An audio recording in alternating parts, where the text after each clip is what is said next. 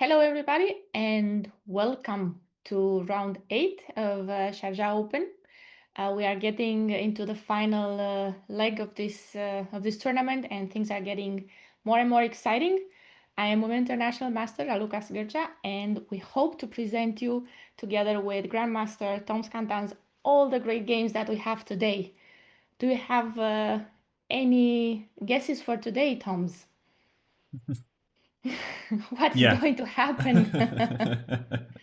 I think that today we might see the build up for the final clash tomorrow, like to have the most exciting round tomorrow without any clarity for the first place whatsoever.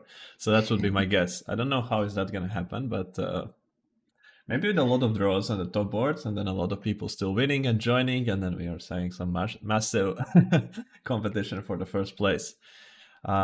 Yeah, but great to be once again here, and can't wait to see what kind of surprises players have prepared for us today.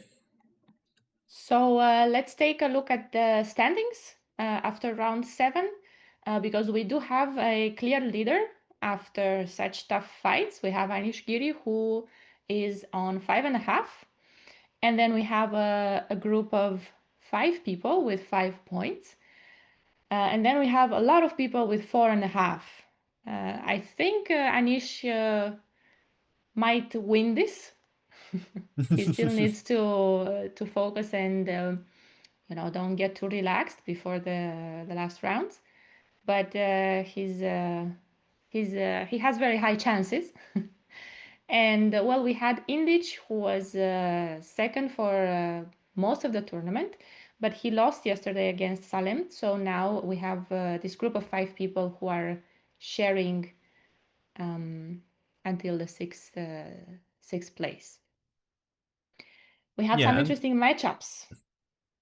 yeah, the group with 4.5 points is stretching till the position 20. So not sure if someone is 4.5 points still can win the event. It is possible when scoring 2 out of 2, and then there being some draws at the top and so on. So it is theoretically possible. Nobody with 4 is going to win the tournament. That we know already for sure. And I just wanted to add, because I saw Faustino Oro there in the 25th place.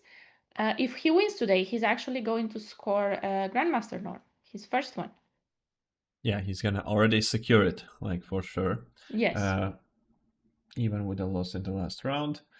And yeah, so just speaking on the standings on the places, so probably nobody who was in the second page of the standings could win the tournament anymore, since if you have 4.5 and you want to still be high, you need to have a good tiebreak.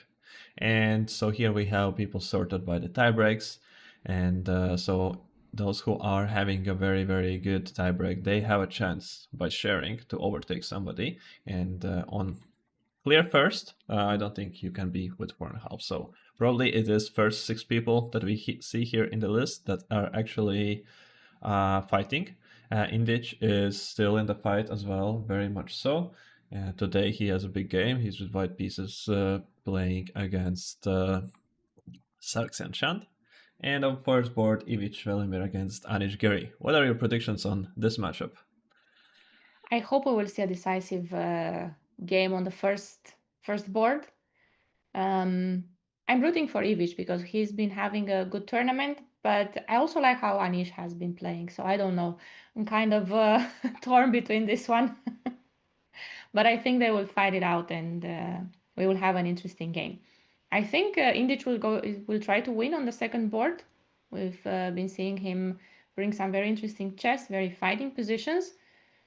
Maybe we will see again a reverse Benoni. Who knows? On What do you think? Yeah, I think he's gonna be fighting, but after that painful game yesterday, it's very, very individual for people how they can recover after it. Some people are just go out and they just play very calmly and they just want it to be over. Some people go all in completely. Just draw is not a result, and after this kind of game, either they're gonna lose another one or they're gonna win. And some, I somehow feel like Indich is not the kind of guy who will say, "Oh, I want to draw and this get this over with." I think he's the second kind of person. yeah, it could be, but it's also this can get be in two categories. One category be that you still push for a win hardly, very hard, but you are doing it in a correct way. And one way is, and the other one is just you just go all in, like it's just you have to have a result there. And board three, yeah, we have Kozak Adam, who we already saw quite a few times in the top boards, and he is playing against Samuel Sevian, who we actually did not follow in this tournament since round one, since interestingly he started with 5 draws. 5 draws, and then he won some, yeah. And now he is on 2-game winning streak, and it's often like this that people, when they get catch on to winning, they actually can keep winning and winning, and it's always dangerous to play somebody who has won multiple games in a row. So this is, yeah, this could be interesting. He could be looking to score also win with black pieces, but maybe it's gonna be another draw. Who knows? As Kozak Adam has been playing very, very well. Very solid. We have seen him also during this tournament. Our actual third board or second board, I'm not sure if it's third or second board, is Abdusatorov against Salem. But because Salem has a fixed board, they are playing on the fifth board. And we will be keeping a close eye on this matchup as well. I think this one will be decisive. I think Abdusatorov will try to win, especially since he has the white pieces as well. And then we have another pair of people with 4.5 on board 4, Tabatabe against Visak. Yeah, Visak is also, despite being relatively low rated in the event, just looking at strictly the rating, being 63rd starting rank, he has played extremely solid. And yeah, he has the other situation to Sevian. So he started with 2 wins, and now he has made 5 draws in a row. So, but we have seen him on the top boards almost always. Yeah, during this tournament. He has played a very, very strong opponent, and because of that, also his tiebreak, as we saw, was very high. He was in the first place among 4.5 points in the standings. So it's a big game for him to try to, hold off his very strong opponent with black pieces to be able to look for striking possibilities in the last round with white pieces. And we start getting some moves from our live boards. On the first board, I see we have Avril Lopez. Berlin defense. Oh, there we go. I don't know. Should so we maybe be now? This is not going to be decisive. Maybe I called it too soon. Yeah, and I'm just getting too excited about this, hoping to get fighting games here. Okay, it's positive that we are seeing D3. Not Berlin did not get accepted, so that's a good sign. But let's see still how it does actually develop here further on. But of course, Anish Giri being half a point ahead of the pack, playing with black pieces, playing a safe game is just his priority. He doesn't even necessarily need to draw. He just needs to play a game without taking any unnecessary risks. And then, okay, if some chances appears, he's going to use them. If no, then no. Yeah, I agree. And I think for Ivic, pretty much the same is happening. He doesn't need to really push it, especially because he knows he's facing a very strong opponent who is also in very good shape in this tournament. I think that they will just, play it out and see how this develops. What? It's not like, what? What? He played bishop c5 and offered a draw. Oh, wow.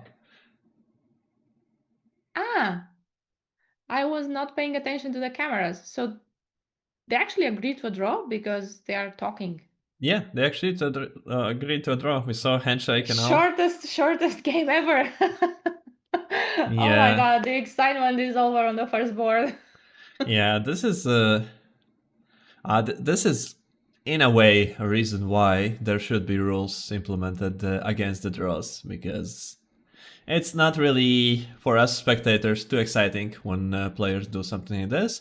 Of course, if there is no rule, they're not breaking anything and they can just do it. They have the right to do it, but of course, yeah, that's why so many tournaments are implementing the rules against the draws. And then if they don't have a prearranged draw, then it's very likely that around those 20-30 moves, which they need to play out, that the position will just by accident develop into the kind of game where people want to play for a win. And we will see a fighting game. Everyone knows where the repetitions are as well, so you can look at your opponent's repertoire and go, okay, maybe he wants a draw, so let's pick this line, and your opponent will understand that you're probably headed towards repetition. And if they do want a draw, they can enter the same line. Yeah, but it's Okay. still always a big issue, that because sometimes those lines also can be not so good, especially if you're playing with white pieces. Like sometimes you can just lose your advantage, and there can be some alternative line instead of repetition and so on, and then you're forced to play some position that you would normally simply not choose to play. That's also true. Okay, yeah. ladies and gentlemen, so board 1 is out of our analysis today. Somewhat Let's disappointing focus on start of board the 2. round. Cannot really hide my disappointment on this one. Yeah, I agree with you. Well, on board 5, we have a London system. That will also be interesting. We have a Yobava London. Yeah, this is kind of surprising, I guess, to see Yeah, I this think so. employed on the highest level. And let's see what kind of stuff Abu Satoro is planning to do here. I guess he I'm just kind of wants to. excited about this because I remember I have looked at this recently, and there were some new ideas by White where you were pushing h4, g4, and trying for a quick kingside attack. Do you think we'll see something like that? Something like that was played? No? No, h3 was just played. Was it h3. h3? Yeah, h3. So I guess we won't see h4. And I guess also not g4, because g4 would be logical to support by h pawn sometimes on g5. So just a long positional game, and yeah. So just from the analytical point of view, there are not much problems for black at all. Like this is like incredibly solid, and there are multiple ways how you can play with black, and it's all gonna be fine. And just it's an attempt to play like a very very long game positionally, and maybe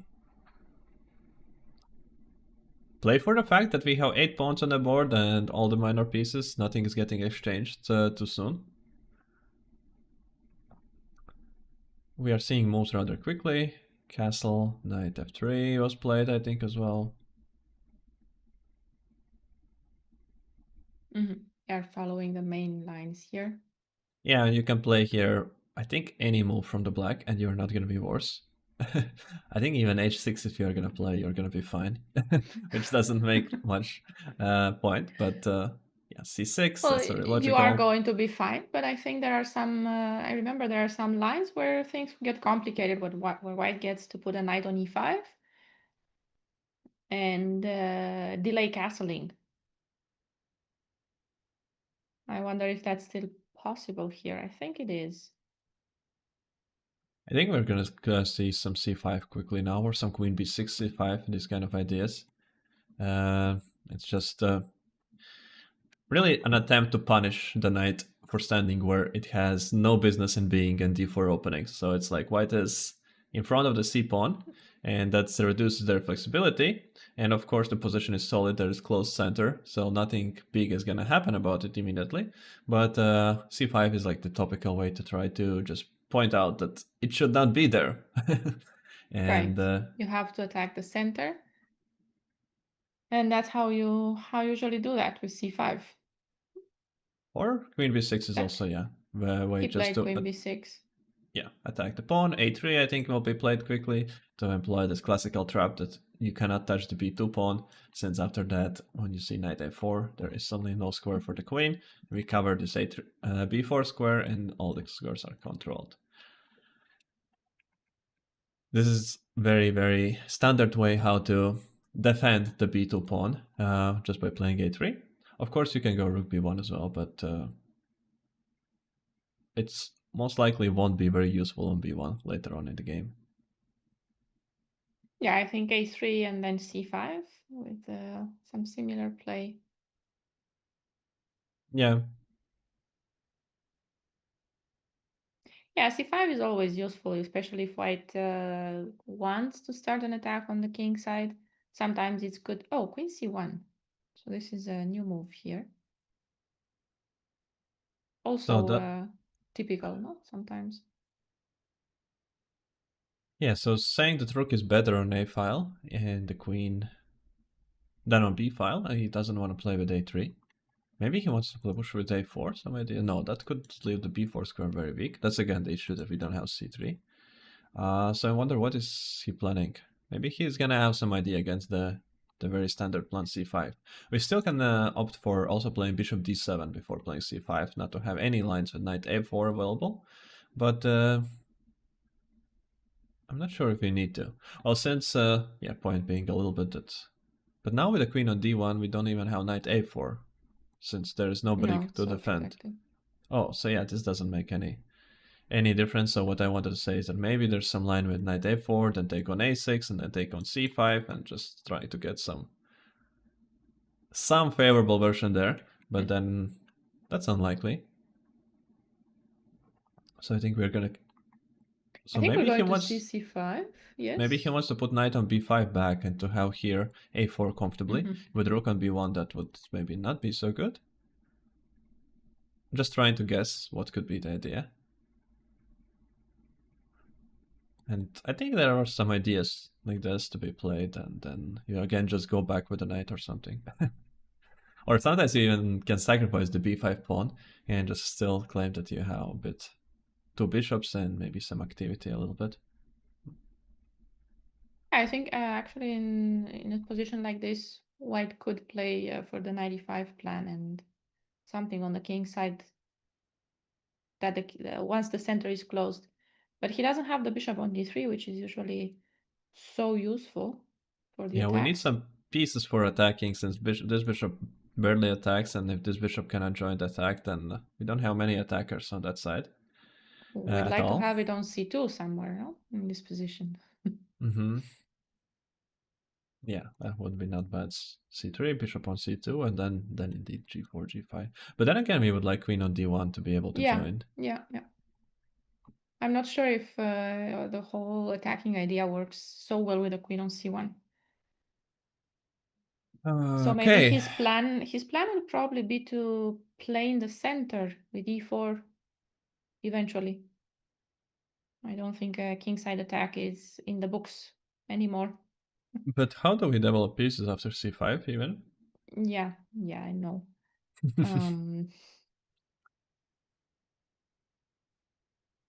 This opening has always been kind of a mystery for me from the point of view that why white plays it. I know that there should be some ideas. I just could never really figure them out. I always felt like it's like the kind of provoking game, but now it's like too many threats, really.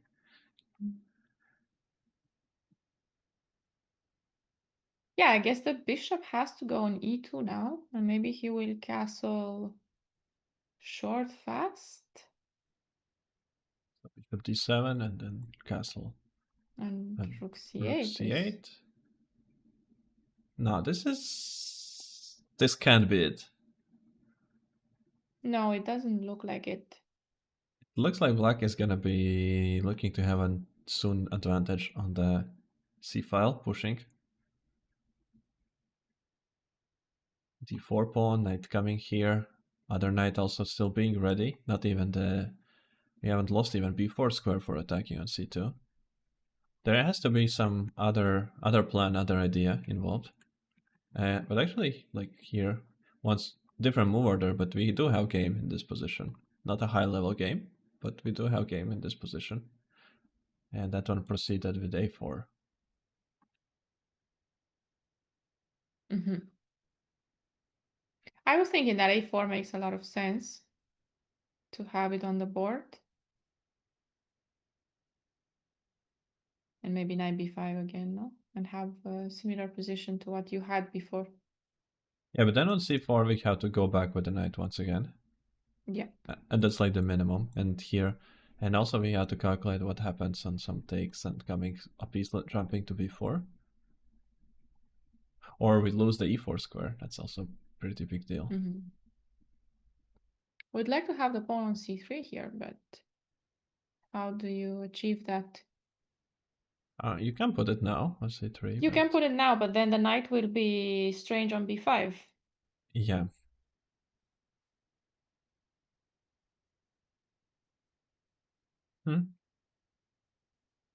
We'll see. I'm sure Abdusatorov has something prepared. Otherwise, he wouldn't have gone into this. So Hey, bishop interesting. b7, not c5. Yeah, I'm wondering. Preparing c5. But like I can't. It makes sense to avoid knight a4 ideas, but now they never are there because there's always queen a5 winning a piece. So then I wonder what could be the benefit of having starting with bishop d7. So now we do allow some knight e5 ideas, and maybe not a big deal, but it's like we allow more things. It's the usual plan against like a3. I think it's very normal move, bishop d7, very usual. But I wonder like why do we need to do it now? Maybe it doesn't change anything.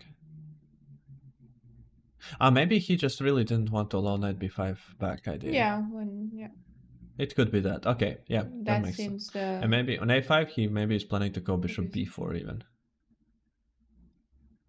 Well, this pin tends to be very annoying in these positions because knight e4 is coming. You don't have a way to defend there. So we had bishop d7. I think I saw bishop e2.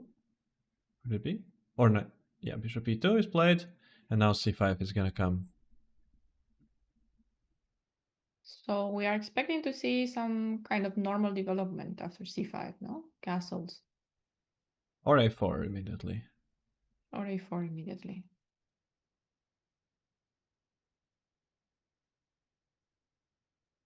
Other logical move for black except c5.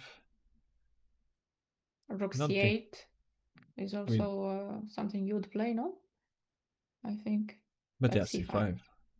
That just makes all the sense now. a4 immediately, so we have this position on the board. And so either knight b4 now or rook c8. Now that we have b4 square for us, it also makes sense to go here.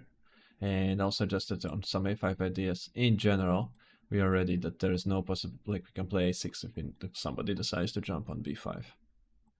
But I like the rook c8 here better because then I think a5 is not really so good move. Or is it like, is this dangerous for the queen?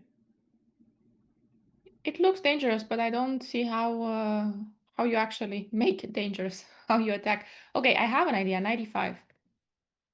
Immediately? Yeah. And when I take? When you take, I'm going to have a problem. Because I had this very subtle... Oh no, I have knight d3, queen c4. It's not trapped? It's not trapped. I won a pawn. I'm happy. Yeah, you won a pawn, okay. I had a subtle idea of taking on d7 and rook a4, but you made that impossible to do. A perpetual, you're saying, no? With 95? I'm trying to find... queen? Do we have it or no? Because queen c7 and maybe... Or queen c5? And knight d3? I need to find a way out. I think only with queen c7 you can try after 95. Yeah, that's like... Eventually, yeah, either here or... Yeah, but that's dangerous. Although, it's just hanging. That is hanging, yeah. But after But even taking on, this is some less progress for white. why am I not taking on F8? Because I was worried about this pawn taking a lot of things there. Okay, rook Yeah, but fc8. D7 was, yeah, rook F8. That makes sense So to rook be able F8, to okay. play queen d8 and that rook would not be cut off. Yeah, the rook on A8 is more useful. You actually have to, you know, when you have two rooks that can go to the same place, you usually have to think about the other rook. What is it doing? No? Yeah, And the rook on F8 didn't have much future, but the rook on A8 does. and this is the thing about this opening that I don't understand. Most of the lines involve that you are forced to go back knight b1 at some point because And the you will knight is just transpose. misplaced. That the knight is misplaced on c3 and you are forced to just go back knight b1, and this is like I guess white wants to somehow say that the knight on A6 is also a bit useless. But the knight on A6 can go back to C6 easily in the future. So it's White gonna be just wasted time with knight b5, but you also waste time with yeah, and if you knight do b4. this line of manners, then it's kind of transposes to the regular London structure. Yet Queen c1, I'm not sure how useful it is, but maybe we play for the idea that we have this a pawn already more advanced. But that's also the thing is we don't need to go knight b8. No, you can go with knight b4, no? Or we But can just from go knight, b4, you're also going to c6. or we can just go knight e4 as well. Although no, we're not in time to do anything with knight e5. f6 is just gonna Bishop come. b8, yeah. I think knight d2. No, knight d2 you can take, and I have to take with the knight. Maybe Yeah, c3 first. c3. And then knight d2.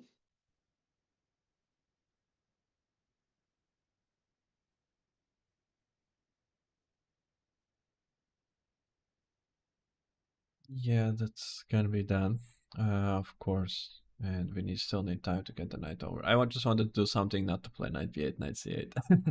I think Just that's, yeah, you have to do that at some point either way, no? You don't have any other route for the knight. yeah, that won't be very useful on b4. I can go there through b4 if you want to, but It can, yeah, if you just don't want to go back. You only want to go forward always. Yeah, you yeah, could go through b4. it looks scary. And it can stand on b4 for a while. It can, yeah, Since because the queen queen doesn't have a better square. Maybe knight d2 and yeah, that way you get the queen out. But in these positions, I would keep the knight on e4, I think, for a while. I would Good. be thinking about some positions where maybe knight gets to d5. So now to just play a5, perhaps, since now knight is not coming to Reinforce the knight. b5. Yeah, so Maybe a5 is maybe something that queen b1. white is including, because a5 Uh-huh. for black is very useful.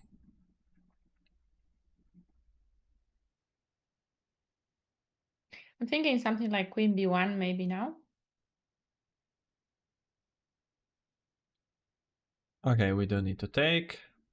And now you have to take back with one of the pieces, which is also not ideal, I think.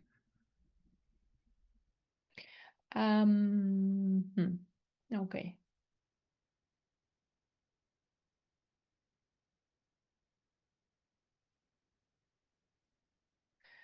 I was looking at something other than knight d2, that's why I'm pausing. Yeah, you have to take with a piece here, maybe with knight. Yeah, we have knight c6 and Okay, at least you get the bishop on d3. Yeah, yeah. I guess black is also fine. Was there anything other than knight takes d2? We haven't Mm, sacrificed anything yet. Do you knight think is we could? hanging. Yeah, I'm looking at. But yeah, okay. Nothing really works. Yeah. Also, I think in this position we could argue still to start with bishop d6 as a move. if it works against a5. I'm not sure. I guess it doesn't. I guess a5 is in time. Or no. But you can go queen c7. Right, Still queen on a5. c7. I was thinking that b4 is, but it's not hanging. It's Yeah. not hanging still, yeah. So probably also works. Yeah, it's actually very... Would like to play bishop d6, like in this kind of position, to exchange those bishops. And also, if I could bring over my queen to d6, that would make my life, I think, more comfortable. I would have more freedom to try to break the center or attack on the queen side. Yeah, it's just such a strategic game on some small nuances, just somewhere that could come out later on in the game. And the advantage of this line is that from the white side, it is, at least in early game, it is very hard to do something like terribly wrong, since the center is blocked off. And we have kind of active pieces and so on, so we can do those maneuvering moves. And there are even the moves that look sometimes just visually strange. They don't make the position like actually bad analytic, like when you start to analyze it. Someone is asking if they can ask us questions. Of course you can, but you know that we have a delay, so you will receive the answers 15 minutes later.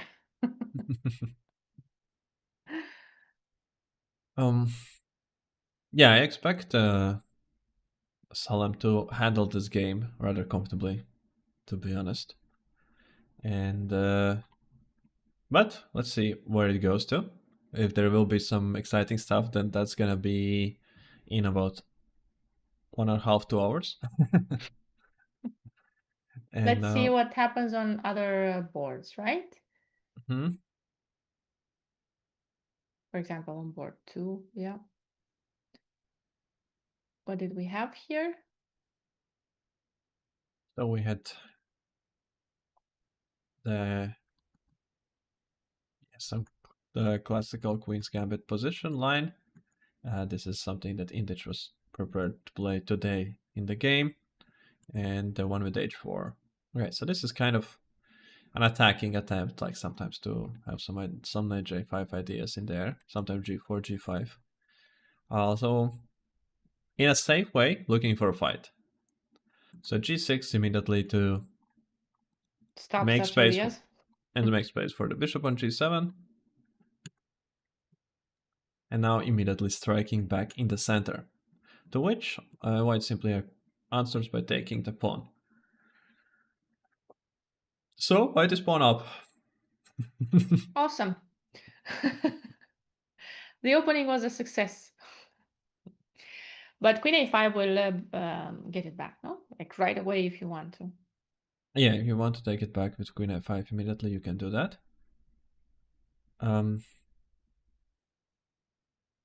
Does it though? Because oh yeah, it does. We can do Because I pawn was castle thinking, though here. yeah, and when they take on c5, then knight e4, and yeah, you got the pawn back, but this isn't pleasant. And now we could Maybe even include h5 h5 or not. immediately. I'm not sure if that helps us or it helps black, but let's say. And then we can play something like this before bishop gets back to g7. Or there can be ideas in a position like this that we keep this tension alive. We just play some king b1, and just for the idea, like now of course knight c6 will be played or something like a6 b5, but the moment the bishop comes to g7, in this moment we suddenly strike somewhere on g5, and then we play some h6, and that can also become... And there are some moments when it suddenly just surprisingly starts to work, this idea, and to be actually very, very deadly, because we don't have bishop h8 most of the time, as that is as well as losing a piece back. Just takes away the king's square, and that's also dangerous for attack. And yeah, then we have to keep the bishop somewhere on some awkward square, and then it's always under attack, and then the rooks can start coming in, and tactics can be appearing with these kind of pawns, or coming to h5, and everything is just going well. Like, it's just for ideas. Like, of course, it was not in any way a concrete line, but it can be the case. So I'm not sure Maybe how... I don't think he can actually do things like that. careless things like queen c5, queen a5, and queen c5 immediately. But okay, maybe here could bishop c3 be an option?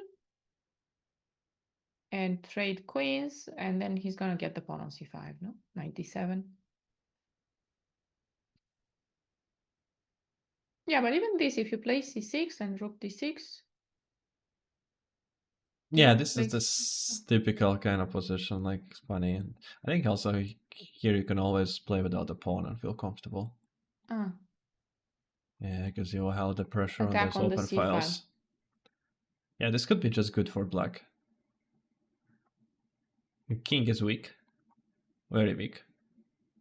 Yeah, but it's an endgame, and we have seen this before, that a pawn is a pawn. That is true. And you just defend it, and then it will become a queen eventually. That's interesting that it seems like they got very quickly out of the book here. There was a game Momentaro saw in this position where white played h5, and then it continued with bishop c4 in this moment, and then that game was queen a5, and then it was rook c1 actually instead. And then Is there any difference compared to what we were seeing? Because long castles still looks tempting. I guess this position with those double pawns is the It's problem. that, yeah? Yeah, and this Probably. avoids it completely. Yeah, and apparently after 97 already it was just a good position, very good position for white. Yeah, like big advantage already. So You wouldn't think it's that big in that yeah, position when you first look at the position. so he just started with bishop c4. I don't know if it changes much. Maybe it leaves. What could It be leaves under? black thinking about h5, wondering when is he going to play h5 and calculating h5 on every move. So It's a good strategy sometimes. So you think it's a time-winning move rather than any threat? No, I don't think it's any threat. No, you Not get the something pawn like back and you play. no g4, g5. No, maybe g4, g5 as well. Yeah. So it's exactly what I'm saying, that white has a few ways to attack on the king side, and now black has to figure them out. It's either h5 or is it g4, g5?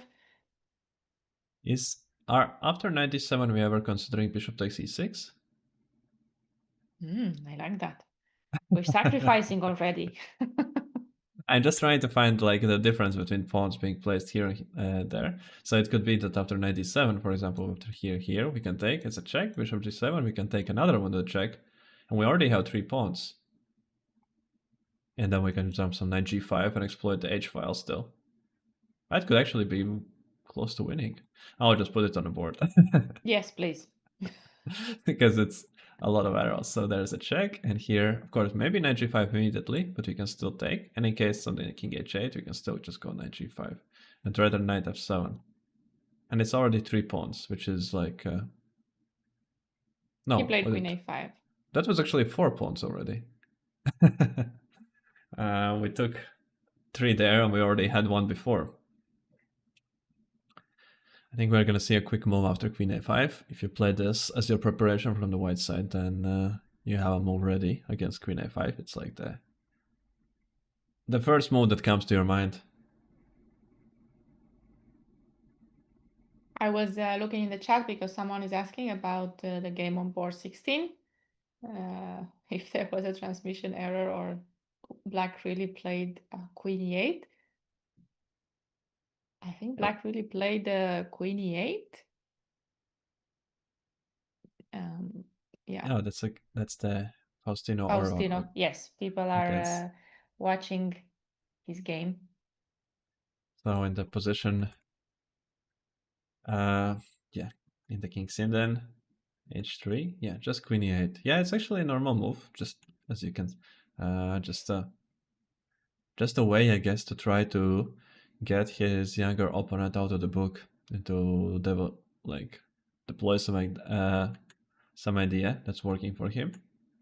And so I guess just the main lines, the very main line here by a big margin is e5, but it allows an option for white to be playing this endgame, which is completely safe for black, but it is also very hard to win for black, especially if white is prepared for it. And him being a higher rated player and seeing that I guess Faustino had an already big number of draws and he's probably comfortable to make more draws, then he's just trying to get a game going. And that is the attempt, just that the queens would not get exchanged. And yeah, that black is developing pieces, nothing bad is happening with the position, so it makes all the sense to do that. And now, okay, it's interesting. Now I guess we're gonna see 97 e6 played, since otherwise the e5 pawn is basically just lost. So this is like the typical idea. And then black has to choose if they're taking de and having those doubled pawns and a little bit slower development, or in this position also something like knight c5, knight d5 could be an option, that now the queen already takes comfortably on f7 and the game just goes very, very quickly. So let's say, yeah, something like takes, now you're forced to take, we take, and that's a lot of activity for black. It is, yeah. The bishop can go to f5. And 97 was played. I think it's a fighting game for both players, especially if Faustino wants to win this. Yeah, but I think black is very happy with an opening to get such an easy activity. This is what you want by playing, yeah, King's Indian. Like, since white has spent more time pushing pawns, so black has a lead in development with pieces, and if the game can be opened up, completely opened up, without the need to start pushing pawns from the black side as well, there is a big chance that this lead in development with pieces is going to play a role. Yeah, e6. I expect knight e5 to be played. It's nice to get rid of this knight, not to have to deal with knight g5 and anything like this. Since this approach, yeah, we do have a pawn, but it's going to be much, much slower now to develop the pieces and get activity. And but sometimes you wish you didn't have it, because the bishop on c8 is not very happy about it. But it is a pawn. Like, the pawn is a pawn. A pawn is a pawn. So maybe we get the knight to d4 and then the pawn takes ed and we just have a pawn. So I think both options actually are pretty appealing now for black, and yeah, I think that the opening has worked out. The queen e8 trick has worked out very well, I think. I think it's a provocative move, which did work in provoking white here.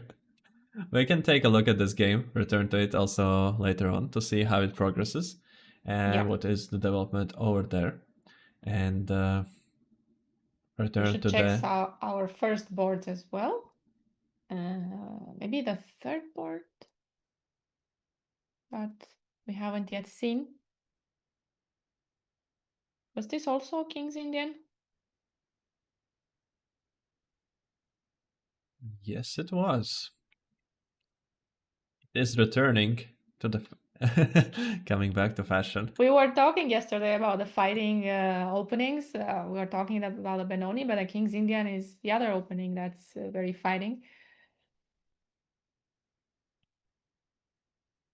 So, again, Adam Kozak is very well prepared. Not surprised by anything that the opponents are throwing at him. Like, we saw already multiple cases where some unusual moves were played. By far not the first lines, like into 3, in the engine book and so on. And yeah, he's ready for it all, at least in the early stages of the game. So yeah, c6, d5, and knight gets to c5, queen c2. Yeah, just playing very quickly, very solidly. Now h3. And bishop takes, yeah. Yeah, so bishop takes, of course, after you play bishop g4 in such position, you don't give h3 for free. And black is trying to, I guess, just claim that the position is very solid and later on get f5 on the board, and then have some game going on there.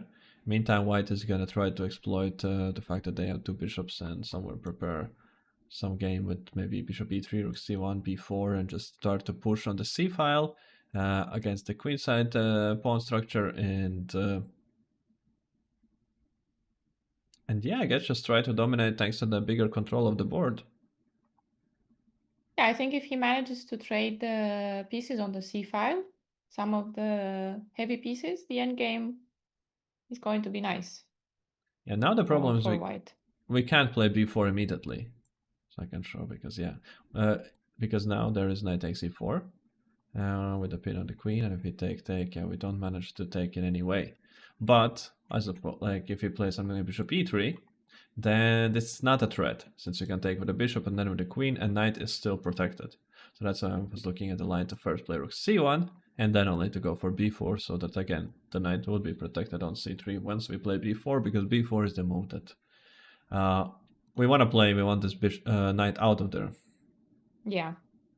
I guess in the future, the bishop from f3 would like to go to e2 and reroute.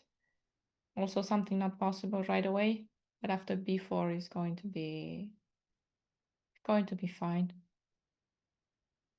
Yeah, but it's also fine on f3. We have a lot of other pieces that we want to improve first, and then we'll see where the bishop goes. Maybe the knight comes to d7 and we're just happy to play bishop g4 immediately. Yeah. I think it's a very good position for white. As the opening goes, like, this is what you want usually in this kind of structure, in this kind of setup. But since it is a relatively closed game, then of course it's a lot of work to exploit this advantage that is at the moment for white.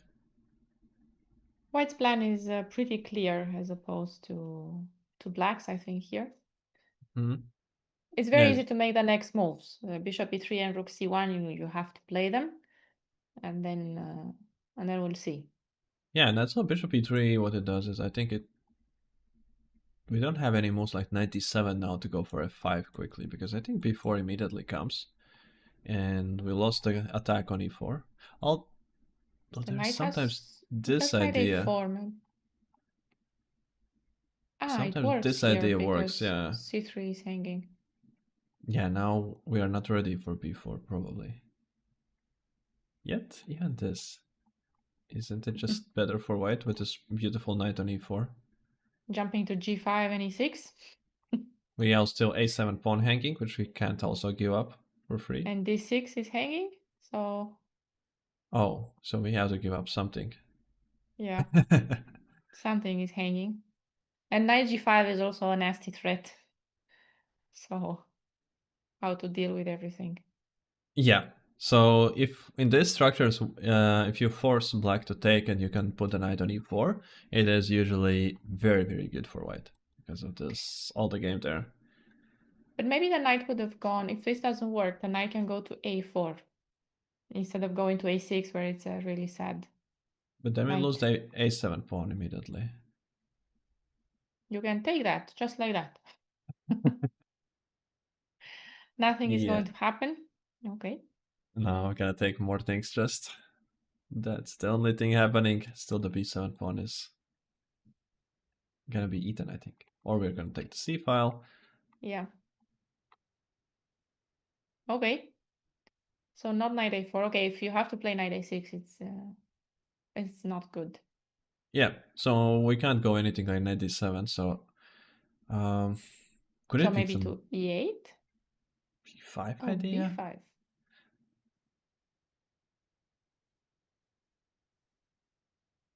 It's something that you have to calculate. So the idea is a5 and b4?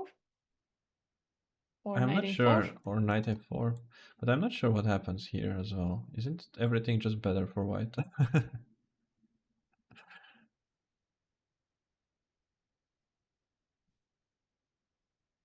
I'm not sure about this position, like for 100%, Maybe of come course. back to c5 and get...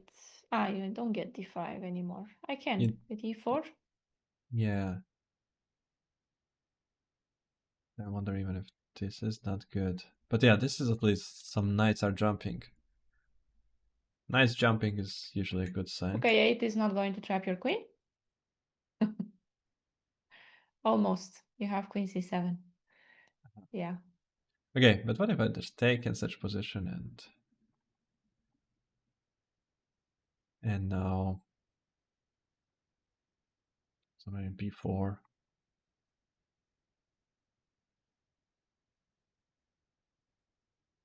This is not like the perfect version, but I think it's still nice.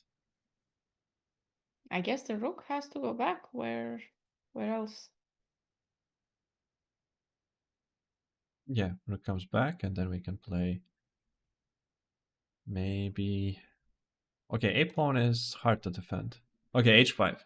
Yeah, it feels like b5 was a little bit too much, to be honest. That something could go there wrong. So h5 is his idea, and probably the typical plan is either knight coming here or just king h7, bishop h6. Just try to get rid of this bishop that doesn't do anything at all.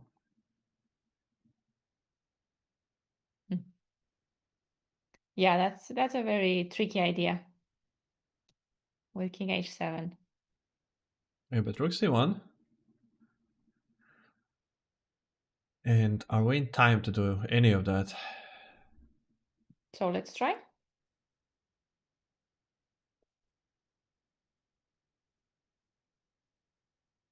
Or b4, knight d7. no, I can just go queen d2. Yeah. So that's a big win for white. Of course, you can play a6 and game goes on, but this is the advantage is just here. And sometimes you can also just go for g4. You don't have to, but this can be a big thing as well. Just threatening g5, threatening taking, and opening the king g2, rook h1. So Knight probably not. g8 and bishop h6 is sometimes also an idea. Not here, of course, anymore. Not anymore if you play g4. So we can't play like this. So what is the idea of h5? h5 rook c1, it's like we're just doing the most like obvious moves from the white side and trying to figure out what is black's plan.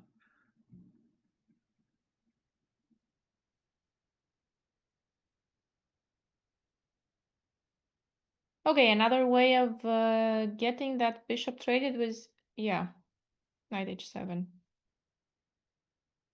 Or still, to d7. okay, now I don't need necessarily queen d2, but I can also do it. Can you already take that pawn? Yeah, I was thinking the same. b6 and queen moves to get knight b5. And also to attack on d7. Okay, knight g5 maybe. Does it do anything? We can maybe play for the fact that the white is needing more time to get the piece in game. Although knight b5 is so powerful.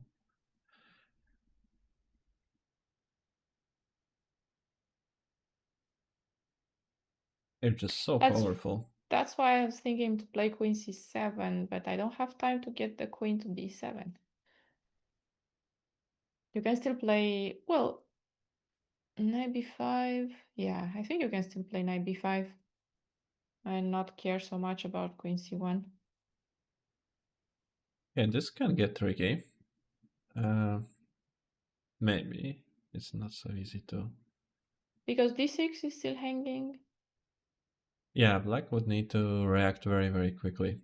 If there is some tactical way to exploit that for now white's pieces are a bit backwards, then it's fine. If no, then it's not fine. Okay, rook a8. Yeah. So I will take the pawn. That's why I did this. Rook c7. And come back. Oh, but we have queen a6. Okay. I thought Getting that even more maybe pieces. we Yeah. can't untangle, but no, it's all working out. And if not for rook on the 7th rank, then we're just gonna go away with the queen and play a4, a5. Right. Get the bishop out as fast as possible.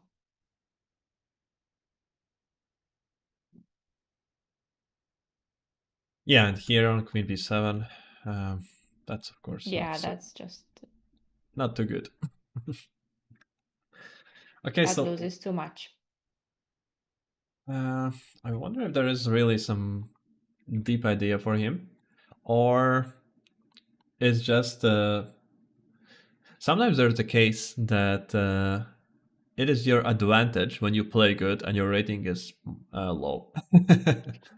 Because people are trying to get a game against you just by looking at your rating. And yeah, Sevian being almost 2700 rated just can feel much more confident playing against somebody more than 100 points lower rated than him, and just trying to think that, yeah, okay, he can survive. Even if some problems come, then he can always survive it. But Maybe on rook c1, black can try to play with a5. Maybe. it's a big square, though. It is, yeah. I think I'm gonna immediately try to go there.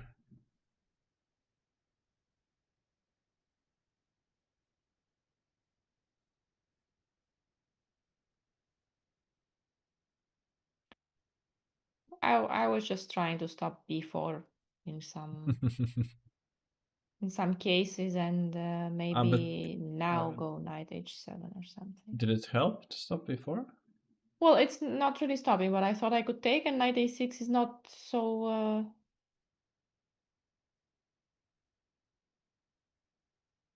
yeah. Could be also losing b6 square could be also Yeah. even more devastating sometimes.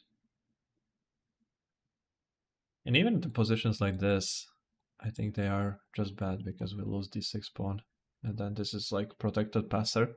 He's two bishops. Yeah. Even in, yeah, b4 against d6. Yeah, that's very uneven trade. Yeah, rook ac1 is played, and we'll see what is Samuel's plan here. But Maybe b6 in this position, just to stop the bishop takes a7 idea. Or knight And e8 to have d6 covered and then to prepare f5. But wouldn't b4 lose a7 as well if knight e8? It's kind of similar to knight Maybe h7. some idea that knight c7 controls the squares and we can trap the and bishop. you can challenge the knight on b5, no? With the knight on e8. Yeah, like maybe now the pawn cannot be taken like this so easily, and after queen a4, just knight c7, and it's not so easy to get out of there. Since we have no knight b5, it doesn't even come at all. Yeah, okay, so maybe knight e8. Although even this position, Queen c6, yeah. d6 is hanging now. That's And b6. and knight e8. We don't have to repeat the position. We can, oh, or we do. I guess Queen we do. a6. Knight b5. Oh no, we don't. Yeah, that works There's always out. something for white. Black is feeling the lack of light square bishop there on d7.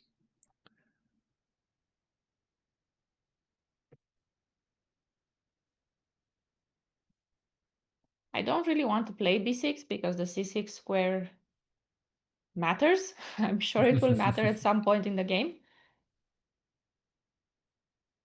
But I feel like we have to do something about a7 as well. Yeah, maybe With a6 a6 simply. maybe? Just a6, b5, preparing it. Yeah, but this is just easy game. Anyways, it's just an easy game for white. Just you can exploit the typical plans. Hard to say where exactly the queen goes. But the easy long-term plan is we want to put a5.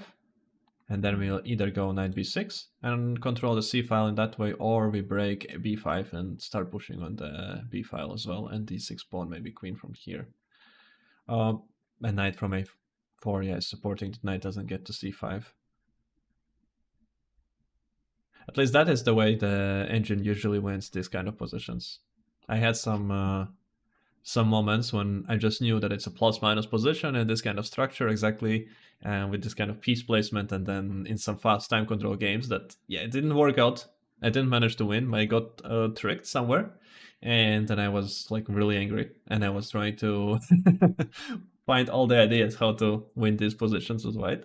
And this is like, yeah, usually what engine does. Just, yeah, a5 and then through a4 square and b6 square, b5 breaks. Yeah, just win on the c file on the queen side. And black needs to have like very, very precise creative defenses or counter game just to confuse white, I guess. And Well, now with h5, I don't think f5 is ever an idea anymore. And probably only the trade of the dark square bishops is something that you can try. yeah, uh, I guess we can leave it at that because we don't. I guess we just don't know what is the plan for black, and we can wait for for him to show us. And I'm sure he has some trick up his sleeve. I mean, he doesn't play it just with no idea whatsoever. Yeah, he has this very well studied. He So, does. He's spending time, of course, more than his opponent. But yeah, we can return to the no, or we should checkboard still. 4. Yeah, let's check board 4. I don't think we have. No, we haven't. I don't remember this. An English? English opening, yeah. And again, the line with d5. I think that's something that we also saw with Sak playing in some other game.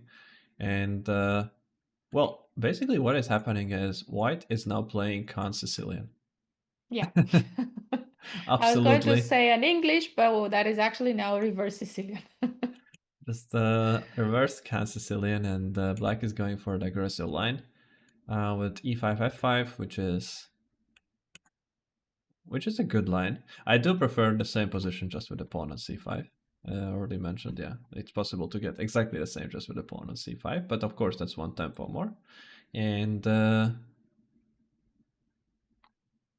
yeah, so and this is like a provocative game again. Like you're not trying to get an advantage playing here with white pieces. You are trying to just provoke the opponent for him to spend a lot of time trying to think which ideas are working, and at some point just to go for something a little bit too much and just go and everything works out. So now we are going to see with the line with bishop d7, we're not going to see rook here, we're going to see rook on e8. That's a very logical square, and then we are ready for some e4 breaks sometimes.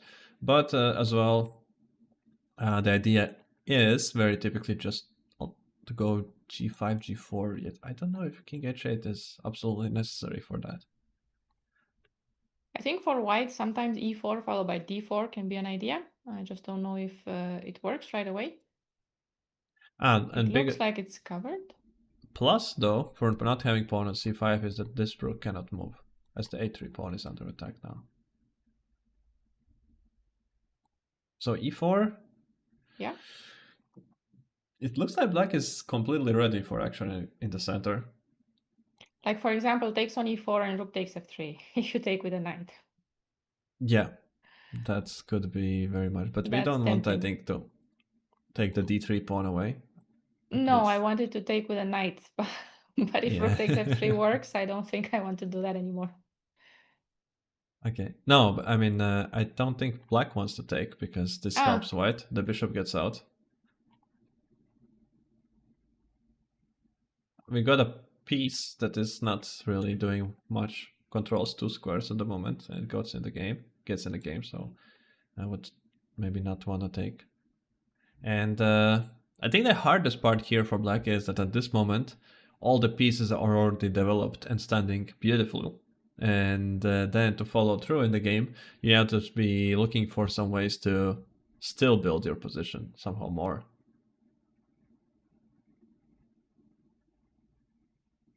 94 ideas are always there. Do they work right away? I think even right away you can do it. Since there's no bishop d4 due to bishop h2. And queen d6? And queen d6, yeah. We can take here. And we have very big pressure. You cannot touch the c7 pawn, of course. Knight f3? and maybe push the pawns, e5 and d4, not open up the file for you. Feels scary to get checkmated It does here. feel, because bishop 95. c6. 95, bishop c6, yes. No, yeah, there are ideas. There are still attacking ideas. But bishop e8 was played, not rook e8. Okay, so rook wants to come to d8 then? And the bishop goes here To or h5? here? Maybe h5 I prefer e4 ideas. Or to g6 and control the e4 square. I'm not sure. I don't think I have seen this idea in this structure.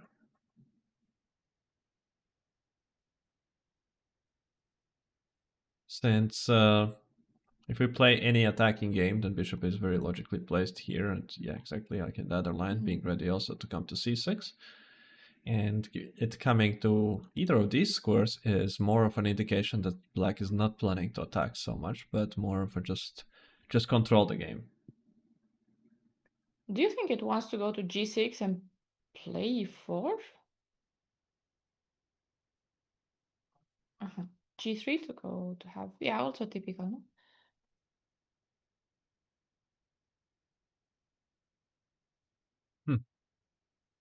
Bring all the spikes of the hedgehog out with g3. So what is going on here? It's such a big hole on the f3 now. Does Is there e4 immediately that work? could be the provocation though, but oh, but it's just okay. We cannot take it immediately. Yeah, We'll because have in to. any case, the knight on f3 would be hanging. Yeah, but now I thought maybe something on f2. Don't think we're ready with the bishop on e8. And knight e5, queen takes e4, I assume. Or knight e4. Or knight e4.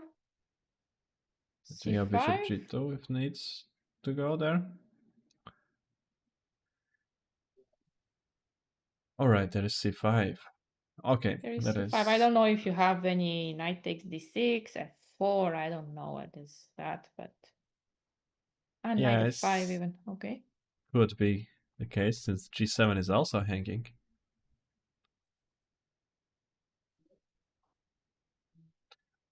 That's a lot of lines. I think we Lots of blundered things a few happening, times yes. already. Knight f3 is still very tempting, but yeah. Okay, but I guess queen takes e4 would avoid all of that. But yeah, we can prepare those ideas. Maybe just bishop f5, h5 somewhere first. Control the f3 square much better. And bishop g2, and then rook e8 again, and then to be ready for it.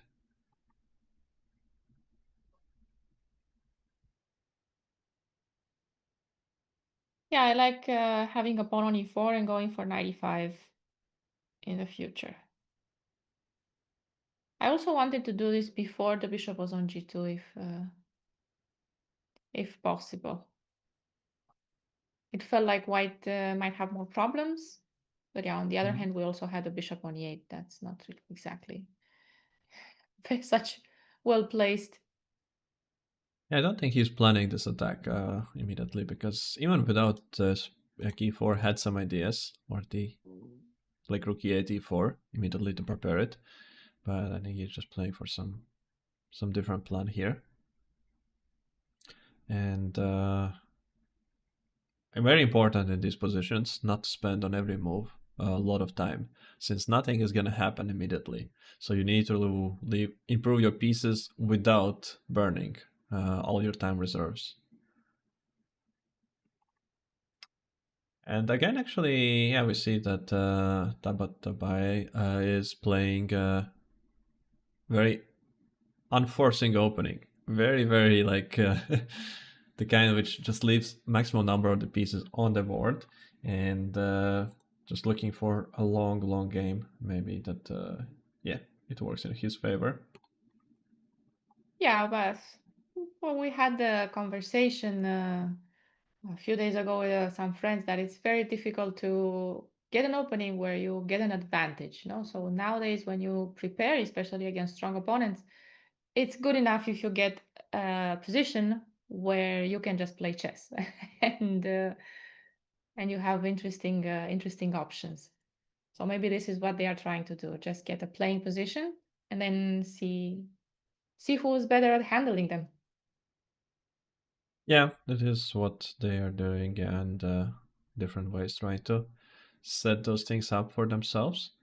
And okay, this game might be very interesting in I have some. high hopes. Yeah, have high hopes of an attack here and something exciting happening eventually with e4, something on the f file, something with the square f3, something with a long diagonal. Who knows?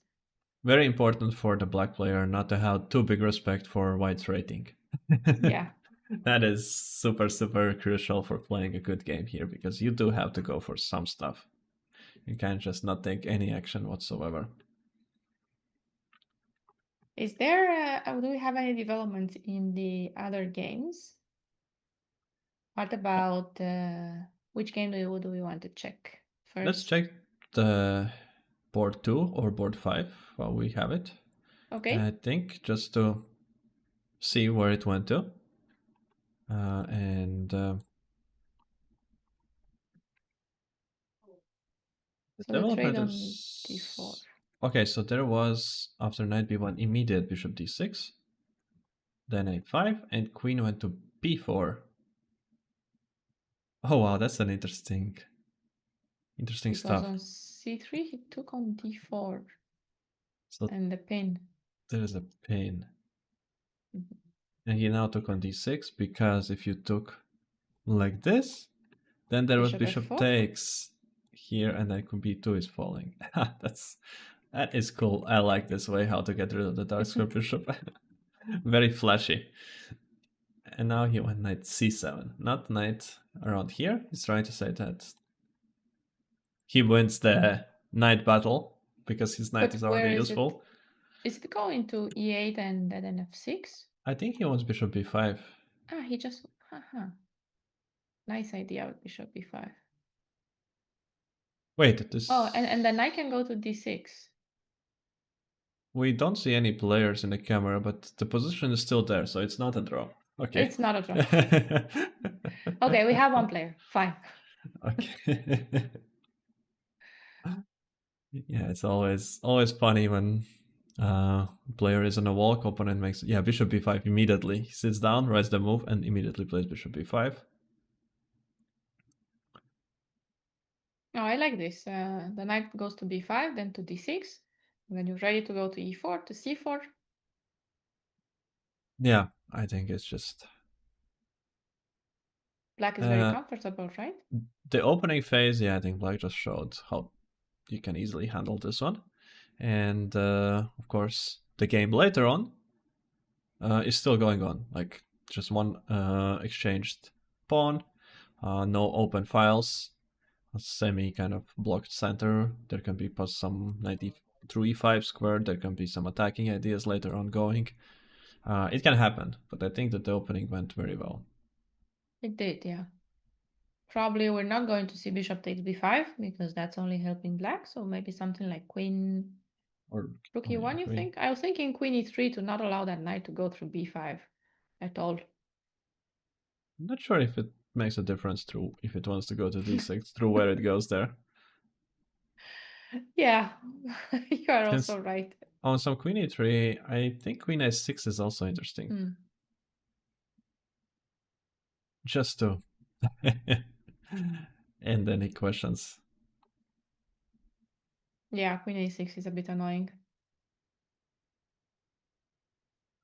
No, like rooks probably should be on the semi-open file when you have a chance. So starting with rook e1 and to have it just on e2 already seems useful. But of course, black doesn't need to take as well. You can just play something like knight d4 here. Or queen a6 again. Oh yeah, or that even.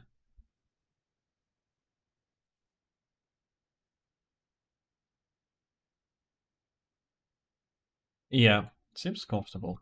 Very, very comfortable. Well, so far it feels like black didn't have really absolutely any issues today against Abdusadarov's choice of opening, and got a very comfortable game. Yeah, but this is again one of the openings that is just an attempt to get a long game. But I'm not sure if he has completely succeeded in that attempt because black did achieve a Yes. lot of forcing stuff to exchange the bishops that's and active pieces, and all for the cost that white managed to push the a5 pawn. I think it's not bad trade. So I think his plan was to have more pieces on the board when all this happens. I was Oh yeah, thinking about how white could try to push here. Maybe a good setup would be with a rook on e2, queen on e1, maybe knight on e5, knight d2, and push for f4. Something like that. yeah, but if Of we play course, knight that's e4, we don't even manage knight yeah, e2 too yeah, of good, course. and we don't Just manage. trying to find a way where how white can get this game going. And here, actually, on queen e3, we could even have some forcing stuff like this as well, Yes. like queen Yeah. a6, and actually now it's under tempo. Mhm. Okay, so maybe knight d2 Yeah, and knight knight d2 d6. too, and knight d6, yeah. And when knight c4 comes, more trades. Okay, knight e5 we can go, that kind of stop the trades. Actually, I thought it stops, but maybe even this structure is not so bad. I thought that black doesn't want to allow this change of structure, but it's not a bad pawn. Queen coming to b5, attacking everything, knight has a d5 square. And maybe the rook can actually go through d5 and pick up the a pawn. Oh yeah, that's One something of the rooks. that can be easily forgotten, Mm. that the pawn can be a weakness. But okay, maybe here white can get a game with f4, f5 in that position. He went queen So e3. he played it, yes. Mm-hmm. I think queen a6 idea could come. Just the question is, does he exchange the bishops first, or immediately goes there?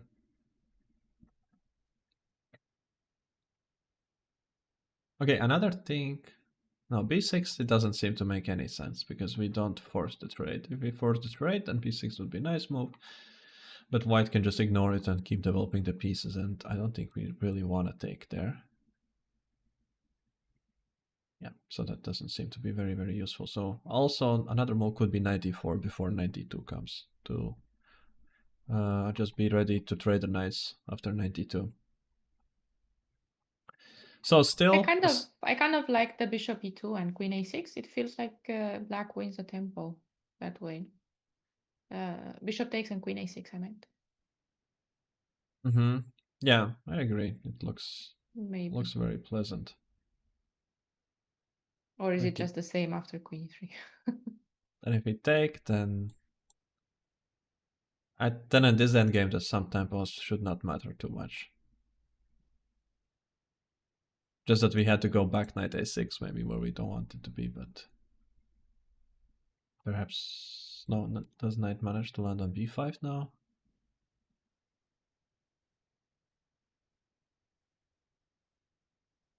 It takes an e2, yeah.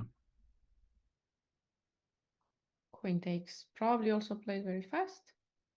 Mm-hmm. It's the only choice. And And queen now I a6. guess queen a6, yes. Do you think we're going to see a draw very soon here as well? Soon, I don't think so. No? Okay. But I think Abusatoro is gonna try to find something like to keep the game going. But I think we're gonna see a draw. But I don't think we're gonna see it like soon. Okay, that's good. It's always exciting to see a fight here. Yeah, there's stuff that you can hope to. still win your opponent with. But yeah, you have to be creative with your plans and tricks. And I think we had an just Do we let's have take a look at developments? board 4. Yes.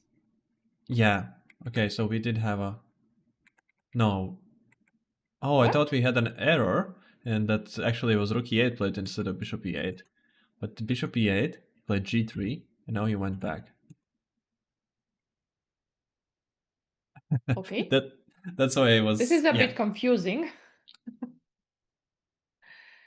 What happened here? Bishop d7 back.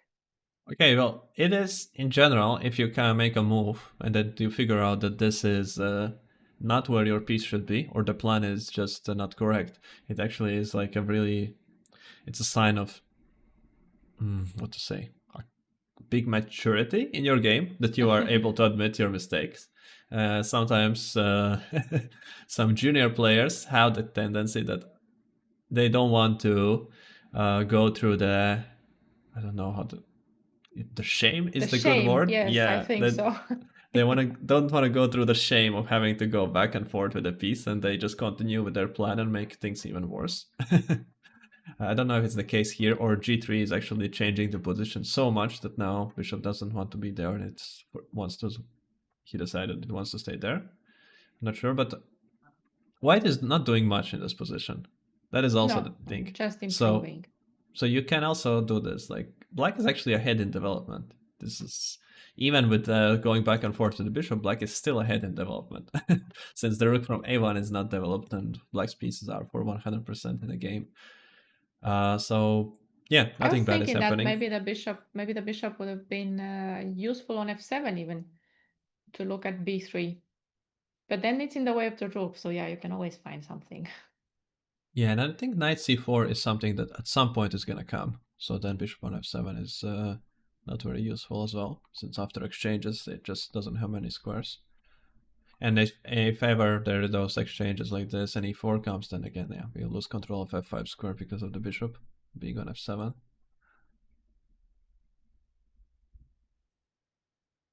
So now another improving move. What can we find for white? Because I don't think white wants to react. H3? That's the Is only that one left. improving? Is that improving in this position? Or is it just inviting some future problems on h3 after f4? That is a hard question. Or even after g5, g4? No, with the pawn on h3, it's much more tempting. Okay, now maybe not with the bishop on b2. Yeah, I think it's not easy now to make a next move from white. I would like to play rook d1, but that loses But a pawn. yeah. So maybe knight c4. It's time. Yeah, because the ideal would be set up something like this and to have the queen and bishop defending the a3 pawn and we have pressure along this diagonal. But it seems impossible. Knight c4, I expect takes. Maybe bc then. Since on dc, Yeah. we're losing control of the center and it feels scary. But even b6 here, just not even calculating anything else. What is the way to progress further? Since a3 is still hanging, we still can't bring the rook in the game. Maybe like 92, but then we can be met with some h5 ideas.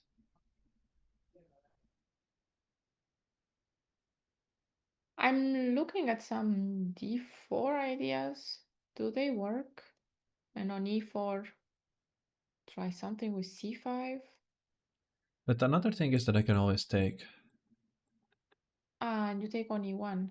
I think that's Oh, not so here, yeah, pleasant. okay, but even with the knight on f3, I mean, okay, I Yeah. have the option to go e4 and calculate that, but I can also always take. I don't think you want to take with the knight, and here No, I I can want to do. Mhm. just Yeah, and go. the pawns are not necessarily an advantage in this position. Actually, I was trying to do something like c5 and get some play there on the queen side. Mhm. Maybe, yeah. Actually, maybe that can't work out. Open up the bishop from b2. But you don't agree to that. Oh, no opening the bishop on b2. Thank you. Well, but now Maybe some. let's take first. Yes, I just wanted to take first on b6 and Uh-huh. then d5. Yeah, okay, so maybe. Same idea, but I didn't want you to get another pawn there and have knight e5. Yeah, so maybe this kind of tactics can work out. Yeah, we can't move the knight because d7 bishop is not too good. So we would have to actually react uh, in some But way e4, yeah, with e4, knight e4, d2,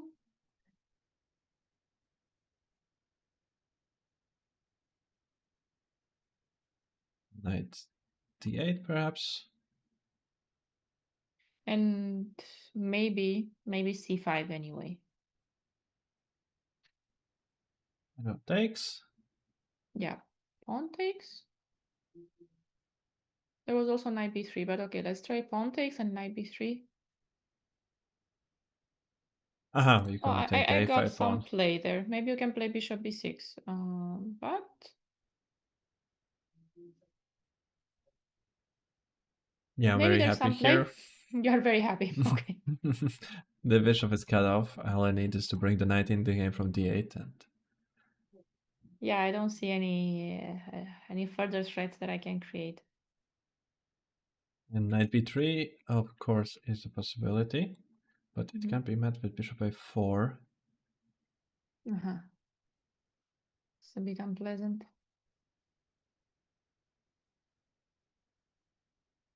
So knight Yeah, e6 but and okay, now maybe I can play. I can't. Okay.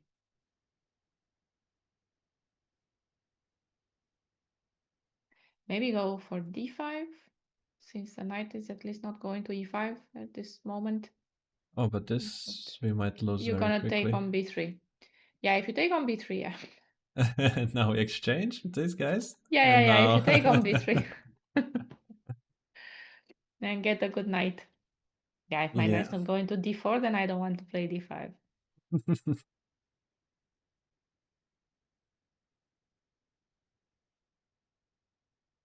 Yeah, so Okay, so not with d4, maybe, yeah. Mhm. and also of course we're not forced to play b6. That was also the idea that if we don't do anything, because I mean here e4 could come as well with a big power in theory, Yeah. just destroying white's pawn structure. Yes, And and put a we knight on e5. Okay, now there's no knight e5. no knight a5, but But there is a big potential to the position, so we would have to calculate some lines. Yeah, maybe I don't want to give up e4 pawn. It seems very important, so just defend it, and then I get ready for knight e5. And what do I do in this? In the meantime, I'm not so sure. no, I don't see a plan here.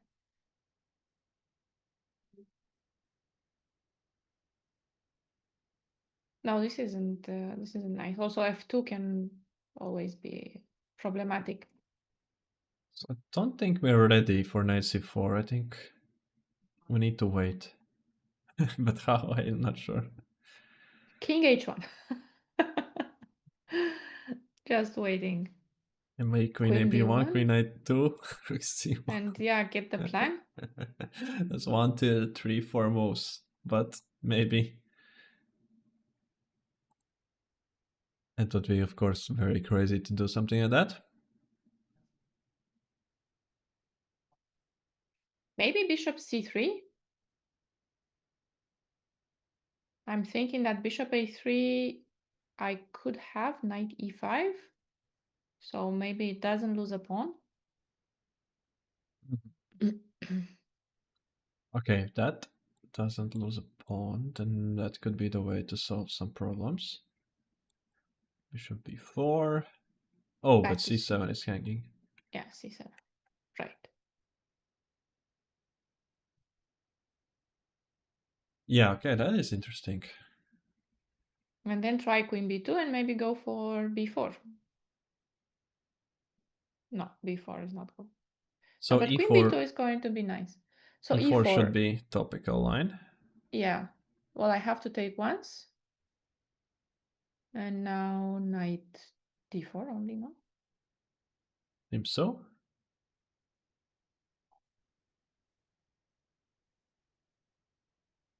Okay, it's nice because every time you do something, there's one pawn hanging. So if you capture on d4, and a3, e4 is c7 is hanging. And here I cannot take the... Can I take e4? Bishop takes? So I don't get Thanks. pinned.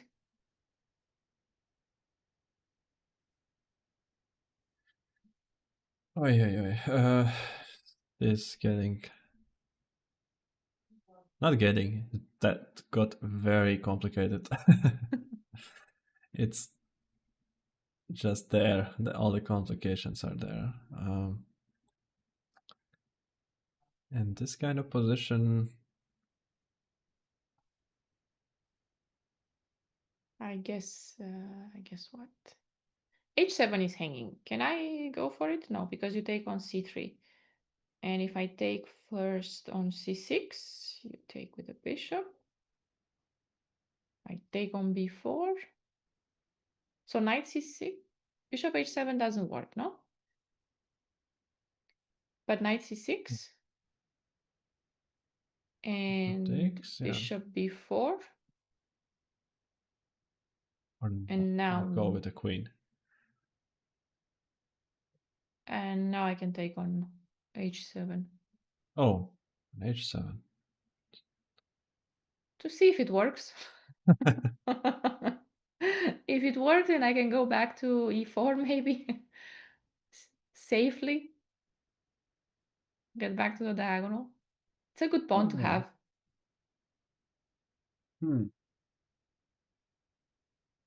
How do I get my queen to the To king side?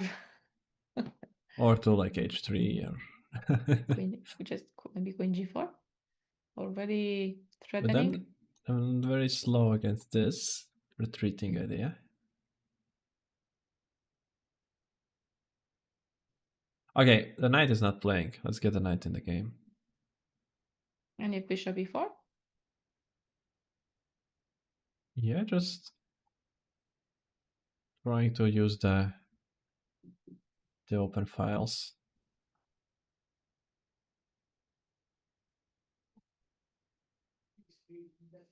Is there any trick? No, no trick working out. I hope not. I hope that on knight e3, rook e3, everything is covered. And what else would you have? Knight f4 also doesn't work. You would also have rook e4, but knight e4. And is that any different? E4, knight e4? No. Yeah, that's not so good. Queen g4, probably bishop d3. I assume bishop d3. Yeah, so to stop now queen h3, yeah. I think I have to. And now is the time. Let's see. And bishop f1. You get take on h2 and I might just get mated. Okay, so I have to go... Where do I have to go? If knight f3, you have rook f8. Or bishop takes f3. I don't know. And rook f8, no? Yeah. I'm just But then trying. king e2, queen h2, king d1. What did you sacrifice? A rook? A rook. A rook. So if you take three pawns, it's okay. Knight f3.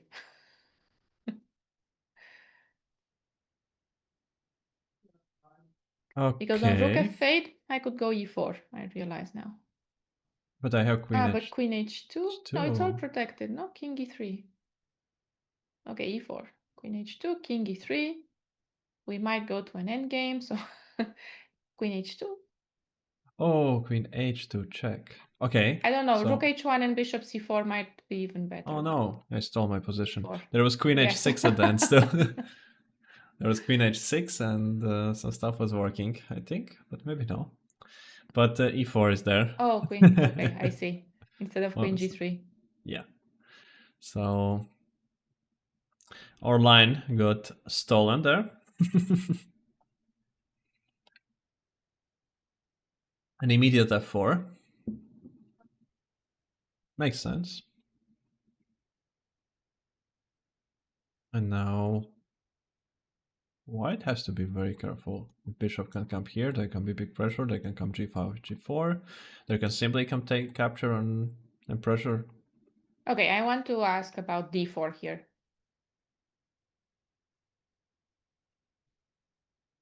I think it works, but I don't like it. No? Wait, maybe it doesn't work because a3 is hanging at the end. But then c7 is hanging also. Uh-huh. Oh, d4 is on the board immediately. Yes. We have things going on. The tension is as big as it can be. The knight on b6 is somewhat out of the game. That is the issue at the moment for black. Okay, what is this kind of position? We take once and we put knight on e5. Mm-hmm. The threat is c5, no? And f3. Yeah, something like this.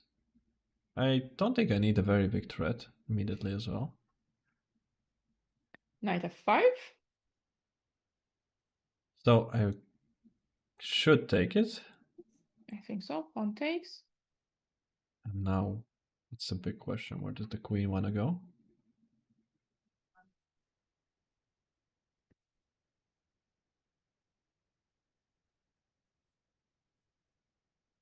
I'm looking at knight f3. Knight f3. Oh wow. Okay, that's brave. That's very brave. So we take, and take. And then you take. You take on g3. Yeah, Yeah. take h1, I guess. It works. Everything works for you. Yes. Yes, everything works for you. Yeah, that was, you very kindly showed my plan with queen g5. What's the threat?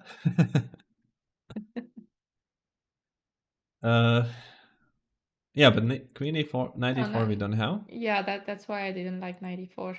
Perhaps can do something like this though. No. Don't give away my bishops. And then takes a knight f3. Yeah, something along But queen those f. lines. Why are we not taking on f5? Because it feels scary. I don't Okay. know. I'm not sure. Felt scary, so I just discarded it. Bishop d6. D6, maybe it is just scary and that's it. Yeah, that rook f8 comes and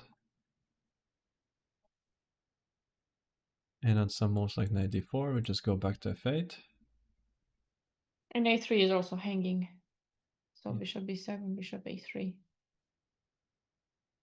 Okay, but we can, as minimum, get this endgame. And now bishop b7. That could be a better endgame for white. The knight is not so Yeah. good, I think, here. And a pawn could be a passed pawn, and some lines like this can be sometimes just deadly. If the pawn gets to a5, it's basically queen already.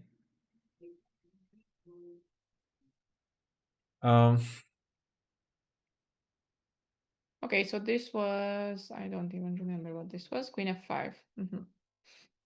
Yeah, and here, okay, the rook is hanging. To d1 maybe, so you don't take on f5? Gonna Or is make a there move. anything? And then some position like this, and what do we think? But I think f5 will is a goner anyway. Can white defend it? g4, but the knight goes to d5. Not now. Not yet. That is an interesting position and very natural development of the game with a lot very forced line, but natural development, and it's still a game. Black is having nicer pawn structure, I think, but white is controlling bigger portion of the board. So maybe something along those lines. Of course, there could be just big ways to Did I change really it. have to take? Did I really have to take that knight after bishop takes queen g5? Yeah, not knight f3. I was thinking that Oh, queen takes here. f5 is not a threat, no? Because bishop e4? No, you have queen h5, so it is a threat. Yeah, just like what else? What to do? If I could play something like queen c3 and prepare my knight f3 ideas, it would be nice, but it doesn't look like it. Yeah, there's a comment in the chat about the position that we saw before, the e4 d4 stuff, that the engine is suggesting just random moves and not to do anything with either of the side. And this is exactly what's the thing about those positions. Like whenever you played also that's why people are playing the Kantans Sicilian also, because the engine would show as well like the evaluation like 0-5 for white in every line, but the moves are actually just moving around with pieces without taking any action whatsoever. And so here with black side, yeah, it's again just maybe showing just equal as I read in the chat, but it's again just showing the move around, and whoever takes action then can land into some trouble.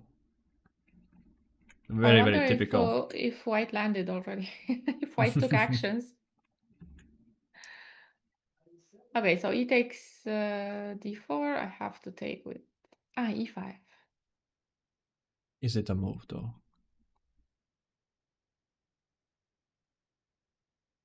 Because if knight e5, knight takes, and bishop d4, no? Yes. Or knight f3. I don't know which one you like better. Because here I think I like black's position. Rook takes. It's what? It's a rook and a piece only, no? And the pawn. Okay. The Let's most not forget that. and the pawn takes on g3 is a threat. So the rook has to go to f1. Oh, yeah. Anyways, I But think you bishop take. and bishop b5, then no? Pawn takes and bishop b5. Yes, something like this. But even just positionally playing it now with something like rook e2, it could be just fine. Unless there's queen d3, I don't know. It's again so tactical. But yeah, but bishop b5. And I think that forces knight c4.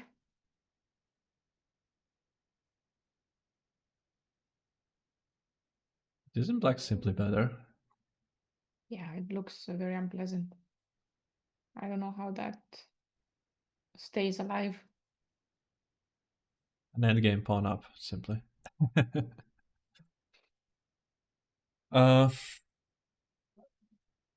So knight f3. That seems better. Can I take on g3 now, though? Rook takes e5. On f2. Queen takes f2. Take on e5. Yeah, I'm gonna have to take back. Takes. And how's the final position? Yeah, the king takes, I guess. Black I'm missing a lot is of pawns. Two pawns. two pawns up. That's a good deal. And I don't think there's a way to avoid it, since also king f2 doesn't work and king f1 doesn't help because bishop here. Unless there's king h1, but that seems again that I'm kind of happy to play without the queen. And now with a pawn on f2. Yeah. Okay, it's only a rook this time, but rook e1. Oh, On only a c3. rook. Oh. Okay, so that has to be calculated accurately. Yeah, but maybe bishop takes d4. Ah, no. Yeah, bishop takes d4. c6. Or takes on f2 and bishop c6 and you get a queen, no? Rook f1, bishop f1, bishop c6. Oh, okay. It's more forcing. That's much better. Yeah, we force bishop g2 and yeah, that's why I take on c6 here. That's just an extra exchange. So is there a way to stop it? Do we have to move? h4, h3, I don't know. Maybe h3 is defended. On bishop c6, we can go king h2. King h2, yeah.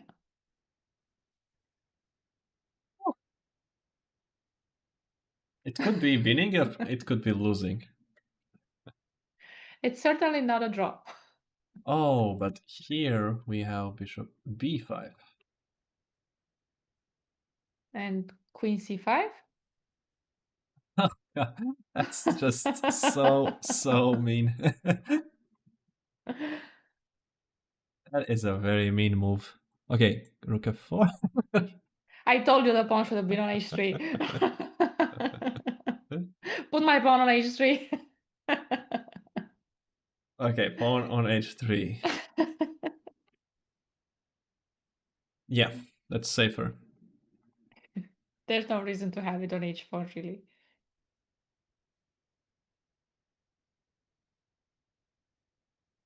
Okay, now I'm gonna go 95.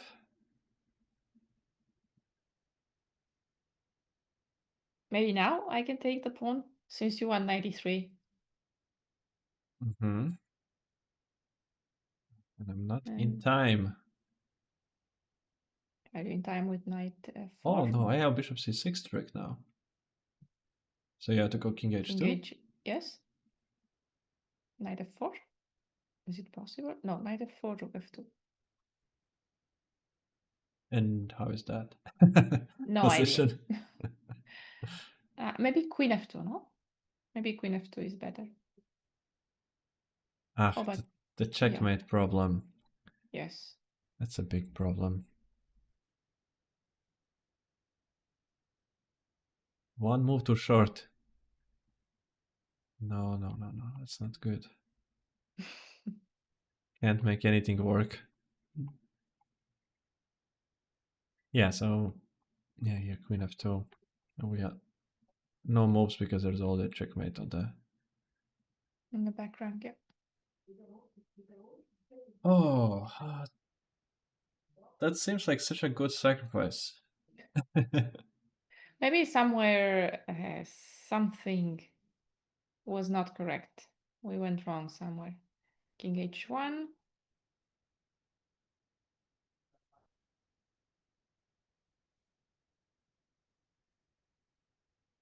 What about rook f2? Yeah? Yeah, hey, that's pretty. Rook e7, rook e7. And the idea is that if bishop f3, now you have, now black has rook e1. No? Yeah, now we have rook e1. And now after this, we have just f1, queen. Of course, we don't take on a1. And that's it. Yeah. Okay, Black, so... Black is 3 pawns up in an endgame after rook e1 and king g2, yeah. So not taking on f3. And it's still only a rook, no? After rook e7, the count is the same. Rook for a queen. Mm-hmm. So rook f1? Yeah. But now bishop c6 has a different power, as you cannot move the h-pawn, as it's a checkmate on h3. And you cannot take on f2 still, because rook e1 is a checkmate again. Ah, but now we can take... Yeah, it's a check. Now this wins a piece. And takes on f3. And that's an extra piece. And you get all the pawns. Okay. Yeah, this endgame is probably not enough. Probably not enough. I'm not sure. Seems like white is gonna manage to activate with those two bishops. Maybe you can trade pawns, but who knows? Yeah, we were not looking for that endgame either way. We were looking for something much different. Yeah, Much maybe more I can different play than like this or something like that. But yeah. Bishop c6 doesn't work out. Again, just looked so nice move, but some issues constantly. Um,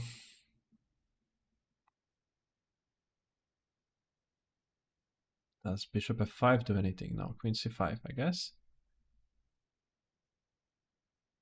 yeah. Okay, Okay, now, queen and now c5. I'm on rook e1. Yeah, I was checking rook e1 out, but if you take on f3, what am I missing? Takes king g2.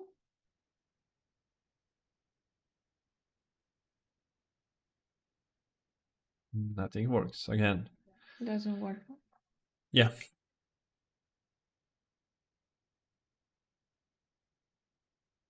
So I guess not sacrificing a queen. So sad. Very sad, yeah. But maybe take on f2 and king h1 and find some other move here. Yeah, just play normal It's game, maybe.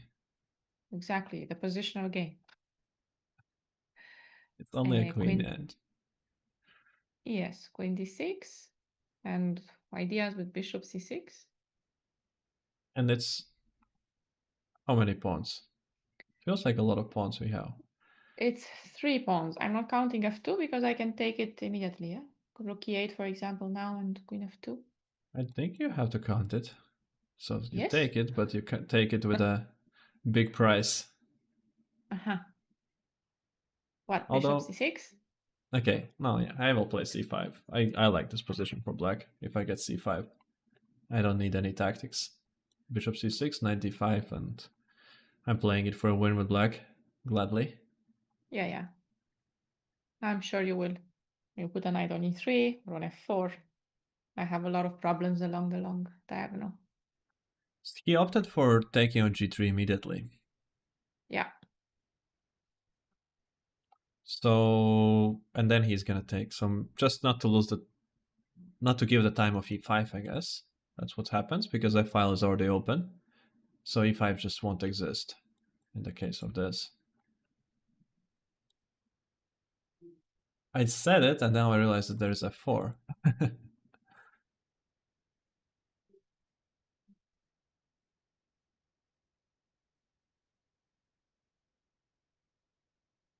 Okay, maybe bishop c5 is the idea.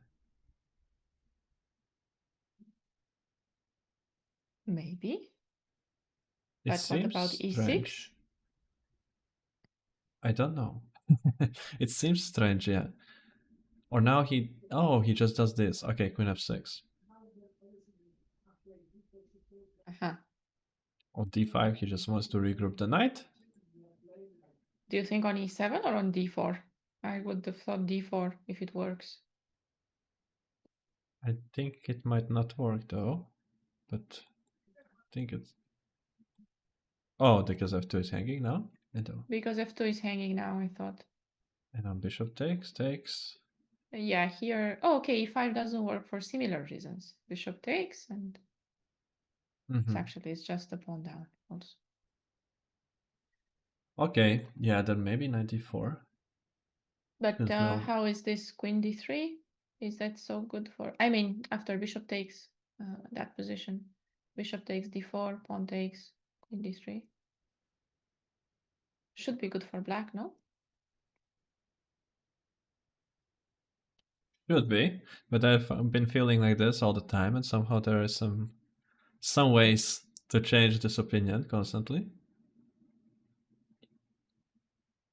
Knight on b6 is a big problem. I want it in the game. I was thinking that g5 with the idea of g4 could maybe I work. just wanted to ask, does white Uh-huh. want to take on d4? Yeah, I wanted to take I wanted to take on d4. Does it work? Yeah, We'll here, see, bishop because e5. bishop e5.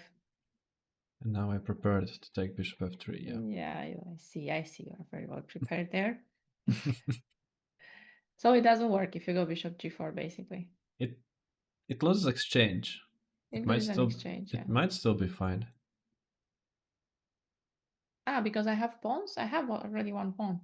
One pawn for an exchange. So, but it might be very hard to claim advantage by doing this. It could be fine, but should not be an advantage, I think.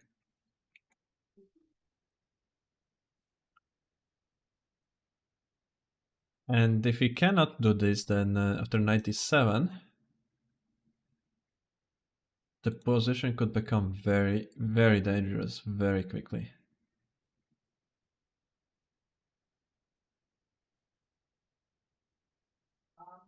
This would look nice for black if everything works.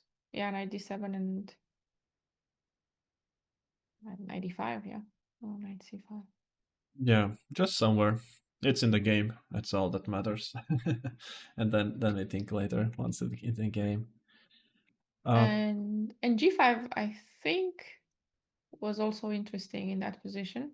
So maybe black has choices. Yeah, to exploit that the rooks are positioned. So, well, I don't think white wants to take on E5 because after knight takes, black looks very good. Yet we do have a move now, so maybe just rook F1. Defending everything. And wishing to... Okay, D5 on the board. Let's see if knight Let's see D4 if is it's gonna come. let's see if it's knight D4, yeah. That's definitely the fighting approach. Knight back should be okay for black, but the game... Actually, yeah, knight back and then G5, knight G6, G4 is also very So you want to go back to very E7? you wanted to D8? Yeah, I was thinking E7. Yeah, I was thinking something along those lines as a maneuver, maybe. Uh-huh. A very long plan, but if it works, we are almost winning. Well, I saw the G5, G4 idea, and now I just I just want to make it happen. Yeah, because now here... Oh, but we get bishop c5. Oh no, we don't. Bishop e5. Mm-hmm.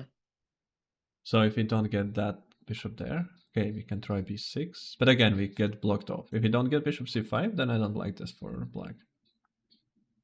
Since now the f2 is protected, then we can make some moves, and we are losing a lot of tempos. Also, f4 is going to be a threat. And Yeah, knight c4 is a bit unpleasant because now f2 is protected, so you are threatening to take. So maybe knight d8 because it stops knight c4, as we are definitely ready to play bishop c5 here. Mm-hmm.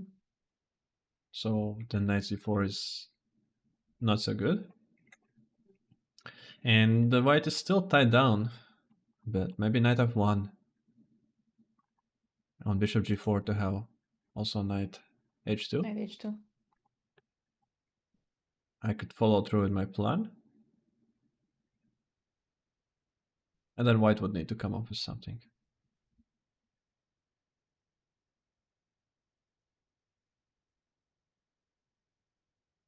Maybe, I don't know if the bishops on b2 is still very useful, so maybe I can bring it to c1, but then e3 maybe? So there. Knight h2. But then still knight g4. Okay, knight g4 I will capture. Bishop takes and knight h2 again.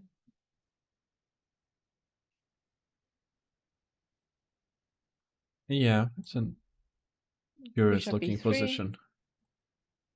Knight coming also. d7. A lot of regrouping. I think white is fine. I prefer black though, still. You prefer black. I want to put b6, then I want to get to c5 with something.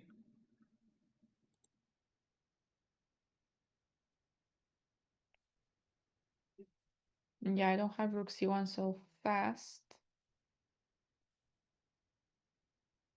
Maybe some queen c3, b6, b4. Mhm. Something like this.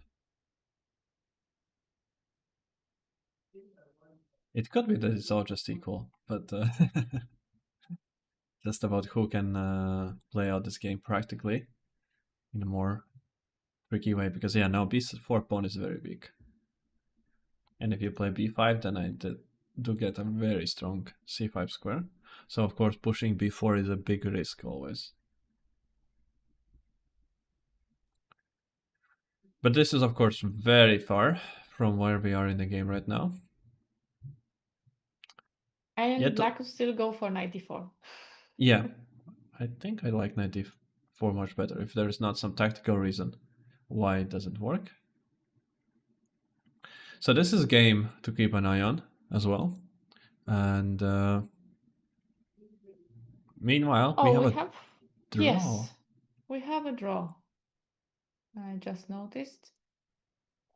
King h. What happened? Oh, King h7 offered a draw and it was agreed Yeah. upon.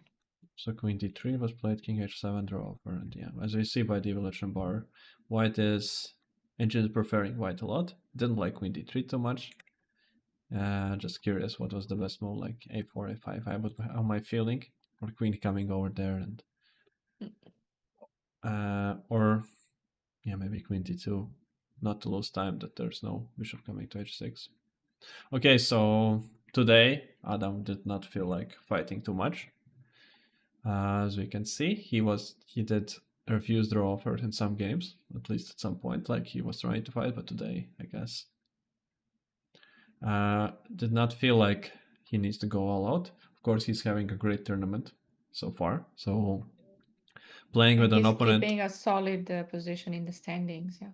yeah, very, very, because it's not only about winning the tournament always, it's just also about just staying on the top.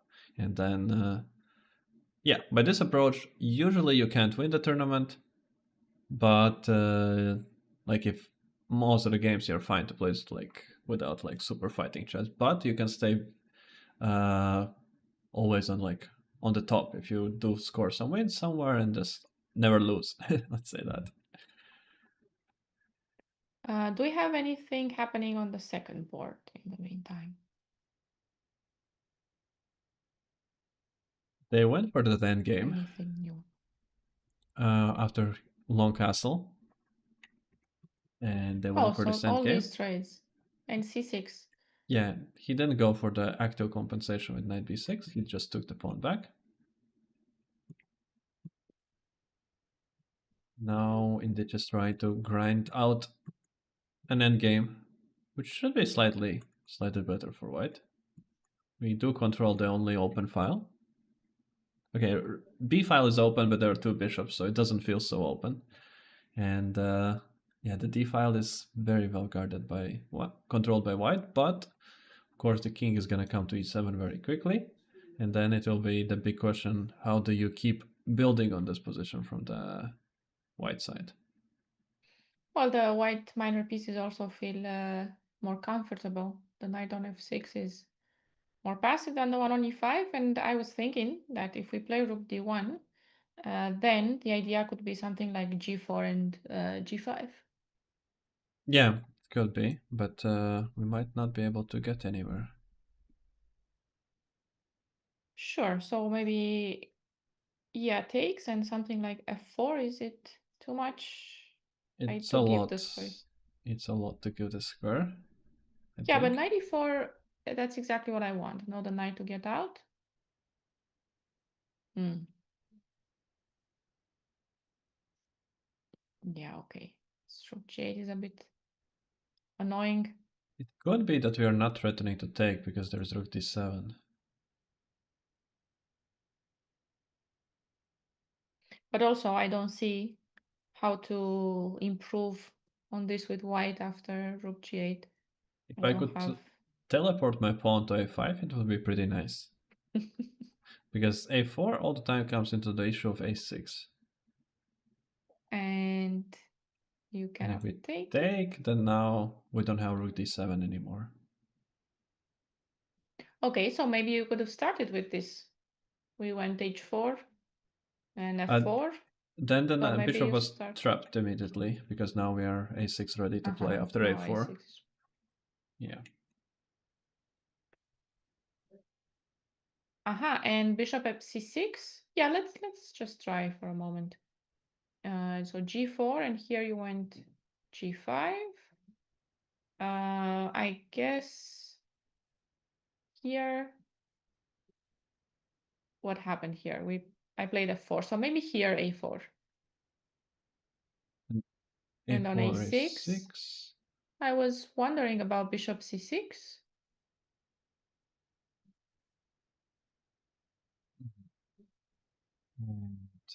And I don't know d8. if, Yeah, we yeah, had. I have to take, I think. And I was wondering about something like knight c6. Okay, a6 is hanging, no? Oh, a6 is hanging. A6 is also hanging. Oh, that's not nice. Of course, a6. Yeah. Okay. But maybe there's compensation. No, rook b8 doesn't exist, so that's okay. Okay, so actually then a6 is not so good. Yeah, as an idea. Bishop c6, that's powerful. Very, very unpleasant. But maybe a4, a5 just helps black. Because now we don't have to worry about king ever coming to the a file. And something like bishop c6. Yeah, bishop c6. Now we try to make a move.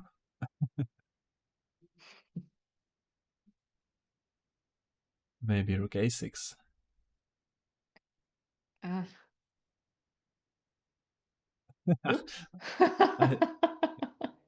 It doesn't lose anything since nothing is hanging. No, it is hanging. Wait. The bishop is Oh, hanging, yeah. yeah? Okay, it is hanging. I can't calculate. It's too far. Too many pieces. So, too many pieces hanging. Wait, I can't. Take there, take on b7, you take on b6. Nothing works. Yeah, that seems like a way to blunder from the white side. It seems like actually a way how a lot of people would blunder in the blitz game.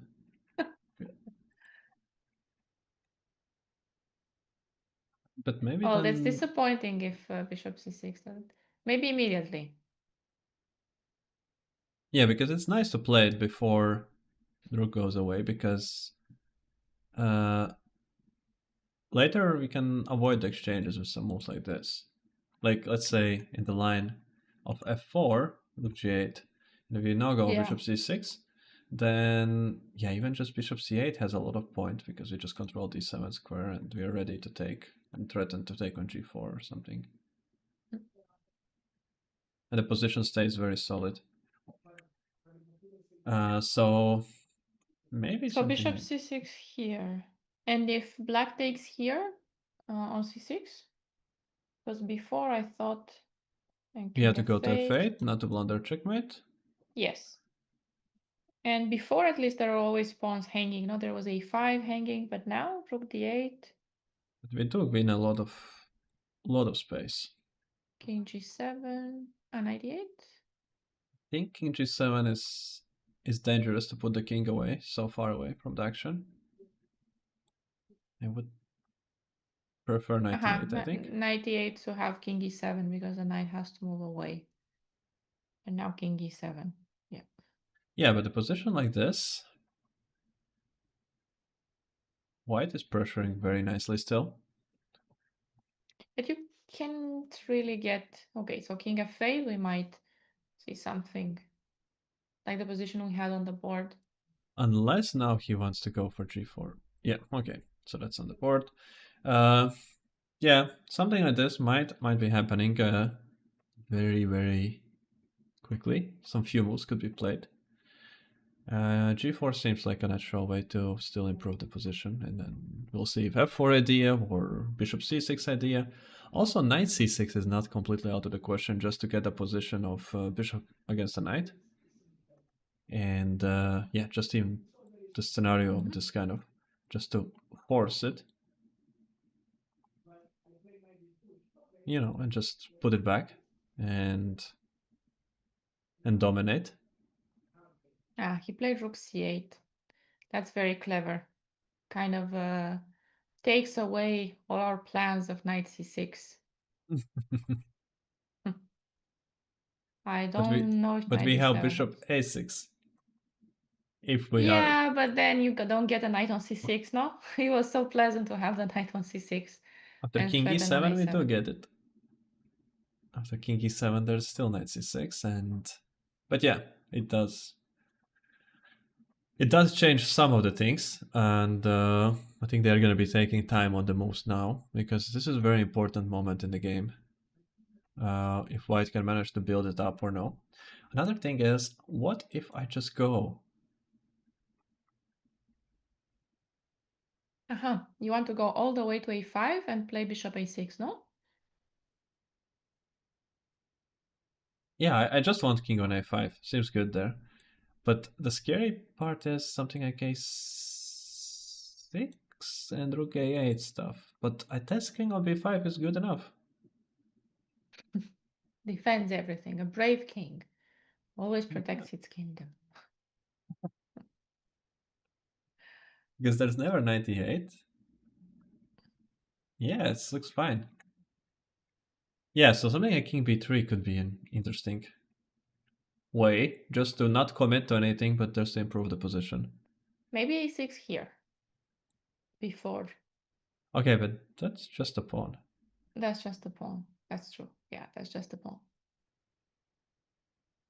Yeah, and if the king gets to a5, I don't know where black goes, like g5, here, and king a5, then, well, we have this advantage that any endgame is basically winning now. We exchange everything, it's basically winning. Let's say you try something like g4, and we force these exchanges, but then what? Very passive. Even if black gets something like rook h8, the rook is not going to attack anything. Or we go bishop a6, exchange, and king a6, yeah? Maybe be prepared for that with rook b8, but then bishop c6. Or knight c6. Yes, so knight c6, I wanted to take on c6. Take and rook b2, but Yeah, yeah, then and just rook go b2. a4. And I go for the pawn. And right, and everything's protected at bishop b5.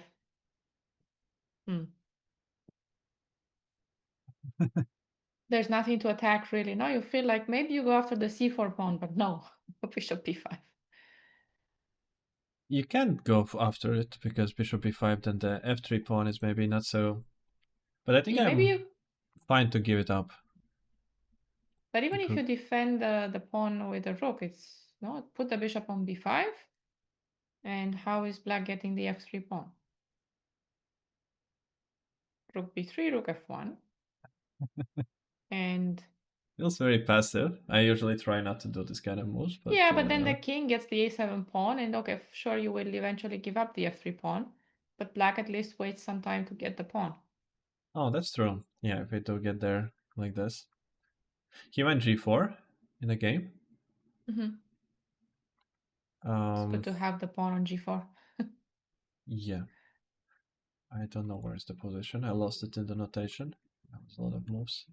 So Yeah, I think it this, was the main line this, was, this is it, no? g4. Yeah, this is the Yeah. position. Yeah. I assume king Yeah. e7. Oh no, but king e7, g5. So No, g5 here. g5. Yeah, probably. Yeah, and then maybe this king maneuver, maybe some different idea. Maybe the f4 pawn now, because there's actually no rook g8. Maybe this actually now has a different sting to it. As we have to give up the g5 square in this case. Yet now, of course, there is no rook d7 to win a piece. Everything is protected, so. Sometimes something for something, but always white is pushing. Very much so, I think. Just. Yes, it feels like that. Yeah, so that's gonna be interesting to Very see. interesting. So g5 and something like the position we had on the board. And maybe let's take a look at our board 2 or board 5 still for the one last time, and Yeah. then let's take a break just to see. This So, endgame. how are they doing here? This endgame, the queens got exchanged and just maneuvering around. How did we get here after, I'm just curious, after what was played after queen a6? Aha, Yeah, so trade everything on a6 and knight d2. the endgame was just here. Maneuvering knights, maneuvering pawns, trying to provoke weaknesses. Not taking any big action, neither of the sides. White playing fast, trying to maybe get also opponent a bit in a time trouble. And then try to take some action later on. The pawn structure is not blocked, so this is something that you can be hoping to play for. Sometimes f4 can come, of course, but also black can sometimes get counter game with b6. Oh, you're just waiting. Yeah, I was just trying to find a way to push for white and was going to ask you. You mentioned f4, but Yeah, I meant it like later. If yeah. black overcommits on the queen side, then f4 sometime could come and f-file, but yeah, just king g8. How long If you did just he? don't do anything, yeah, how do you break through here?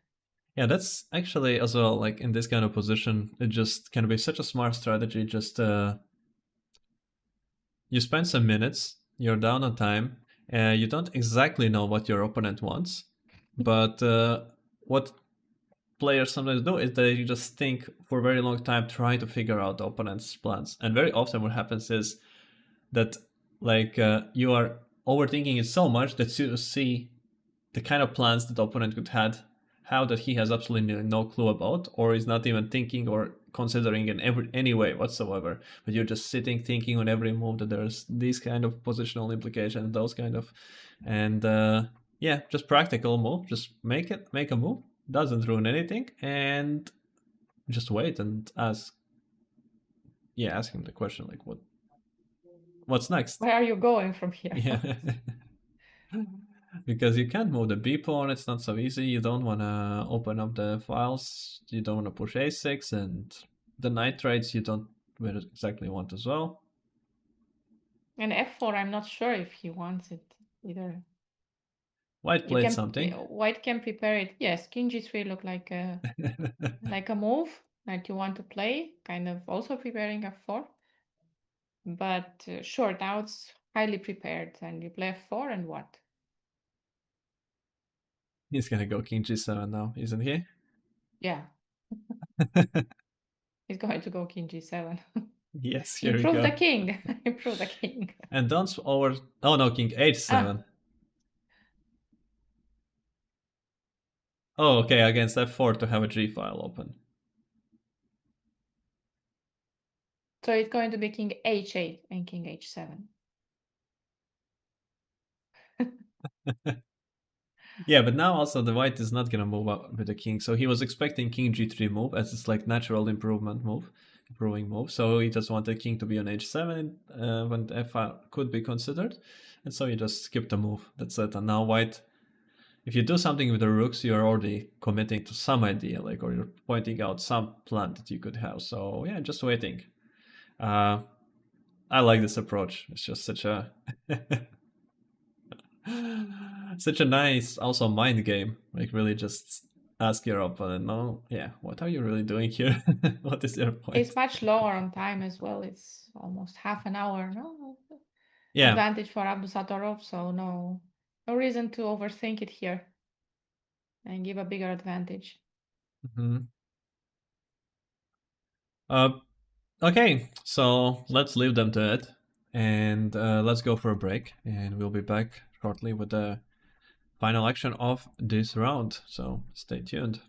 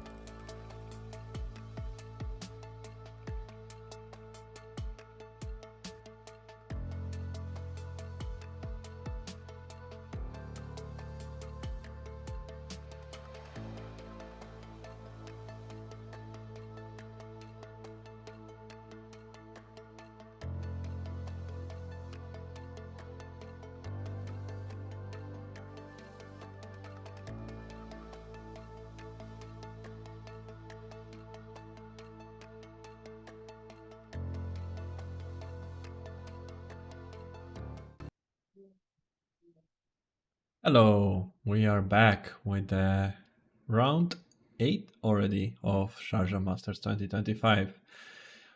The one before the last round, and with a lot of action on the board. We have already some games over with draws without too much action, but there are enough games to have action regardless of the number of the quick draws. And that's the nice thing of this event.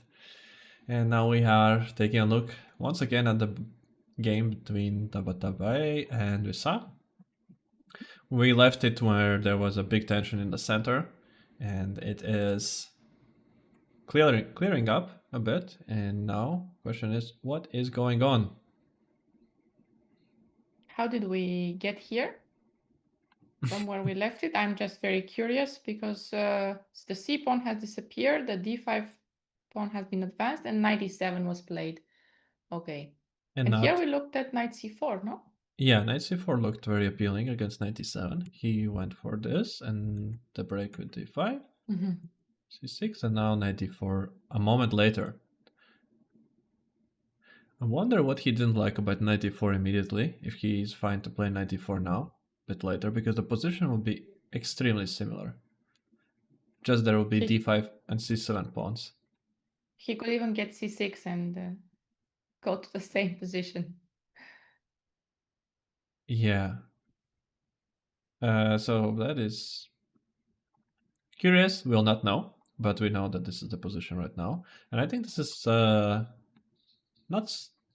a bad version for white. Simply due to the fact that we don't have to worry about f2 pawn. So it's extra exchange of knights is, I think, in white's favor. Since knight on d2 was very, very awkward. If we went knight d4 immediately, it would stay on d4, on d2, and we would still have to spend some time to get it off. And now it is off. So perhaps there was some tactical reason, but perhaps the same like with the bishop e8, bishop d7. It just was change of mind, change of plans. Maybe I was wondering here if black could try and play some d3 ideas, which don't really work right away. So maybe bishop e5. But maybe bishop e5. And I was wondering about f4. Or d3. But you can take maybe pawn takes e5. And still not working. Not too good, yeah. He actually is completely ignoring knight f5. And goes for a4. But I thought I would be happy to get that bishop. Also the pawn on d4. So pawn on d4, he wants to play bishop e5? Yes, I guess so. And maybe, yeah.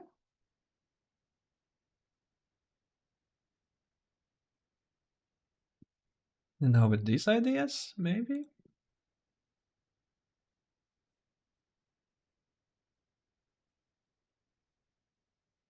For now, I still don't understand it entirely. Well, the knight could maybe just drop back to e3 and say, I'm up a pawn. No? Right here. Yeah. Like this endgame, it feels like it's just better for white. The queen is just stronger than two rooks.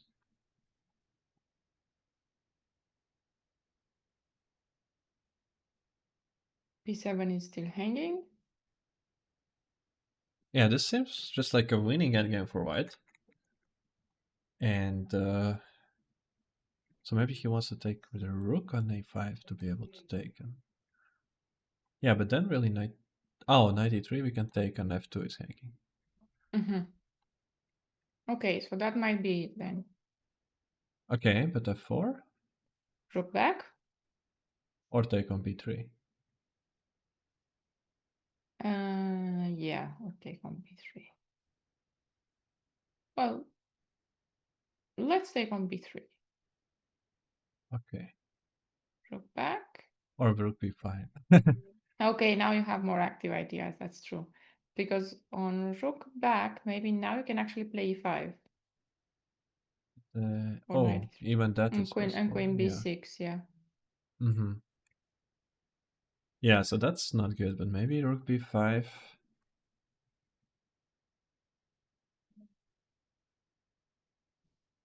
Okay, let's keep an eye on the rook. Yeah, there is no bishop takes f5.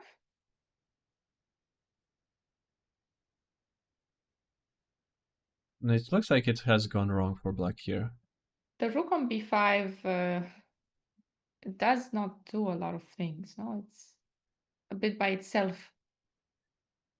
Maybe rook Also, b2 to get still it. knight on b6 is not doing much. It's like so many things are out of place right now in the position that it feels like it's not great. Yeah, we can do something like rook b2.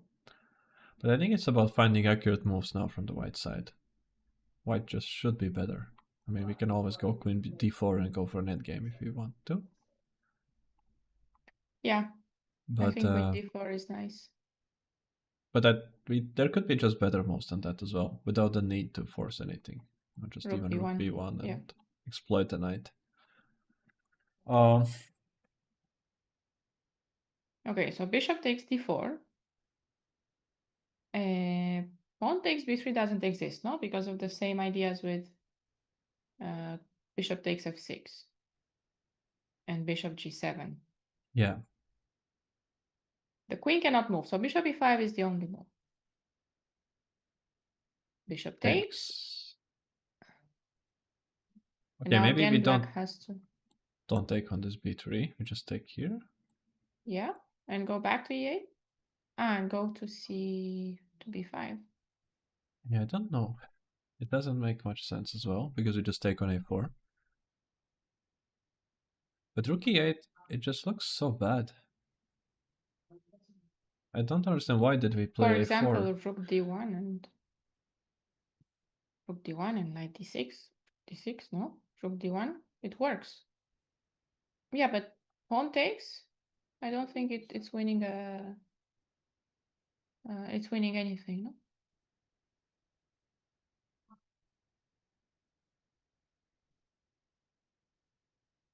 Oh, pawn takes b3 and oh no, queen e5 is f5 is still not a move. And b7 is just under attack constantly.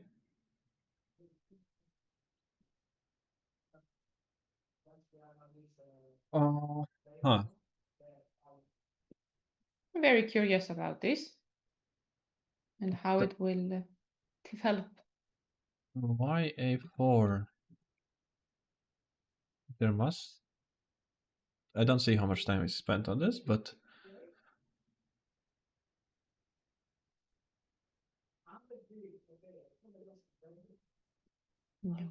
yeah, it's very confusing, very confusing. Usually, we can Maybe understand the moves and ideas. Like even if we miss them, we later just understand what's the point. But now we just can't exactly understand. Like there's so much action in the center and everything, and why would we play a4? Like what is there?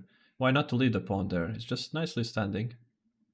maybe there was no way to defend d4, so he's trying to do something useful because on bishop e5 we were mentioning f4, and that's when he played a4, and we didn't get to check it out, but it looked a bit unpleasant. But we can take on f5, and now at least Now you there is could not hanging the stuff there. so rook takes e1 maybe, and queen f5 is a possibility. Or we just make a move somehow. But for example, that endgame, if black does take on e1 and trades queens, I don't think it's good for black, no? So he probably doesn't want to go for this. Queen f5 and trades and rook Yeah, e8. it's just Hmm. losing materials. So that's not what we want. No. So you're looking at d3 instead, which forces me? No, it doesn't force me to take on f6.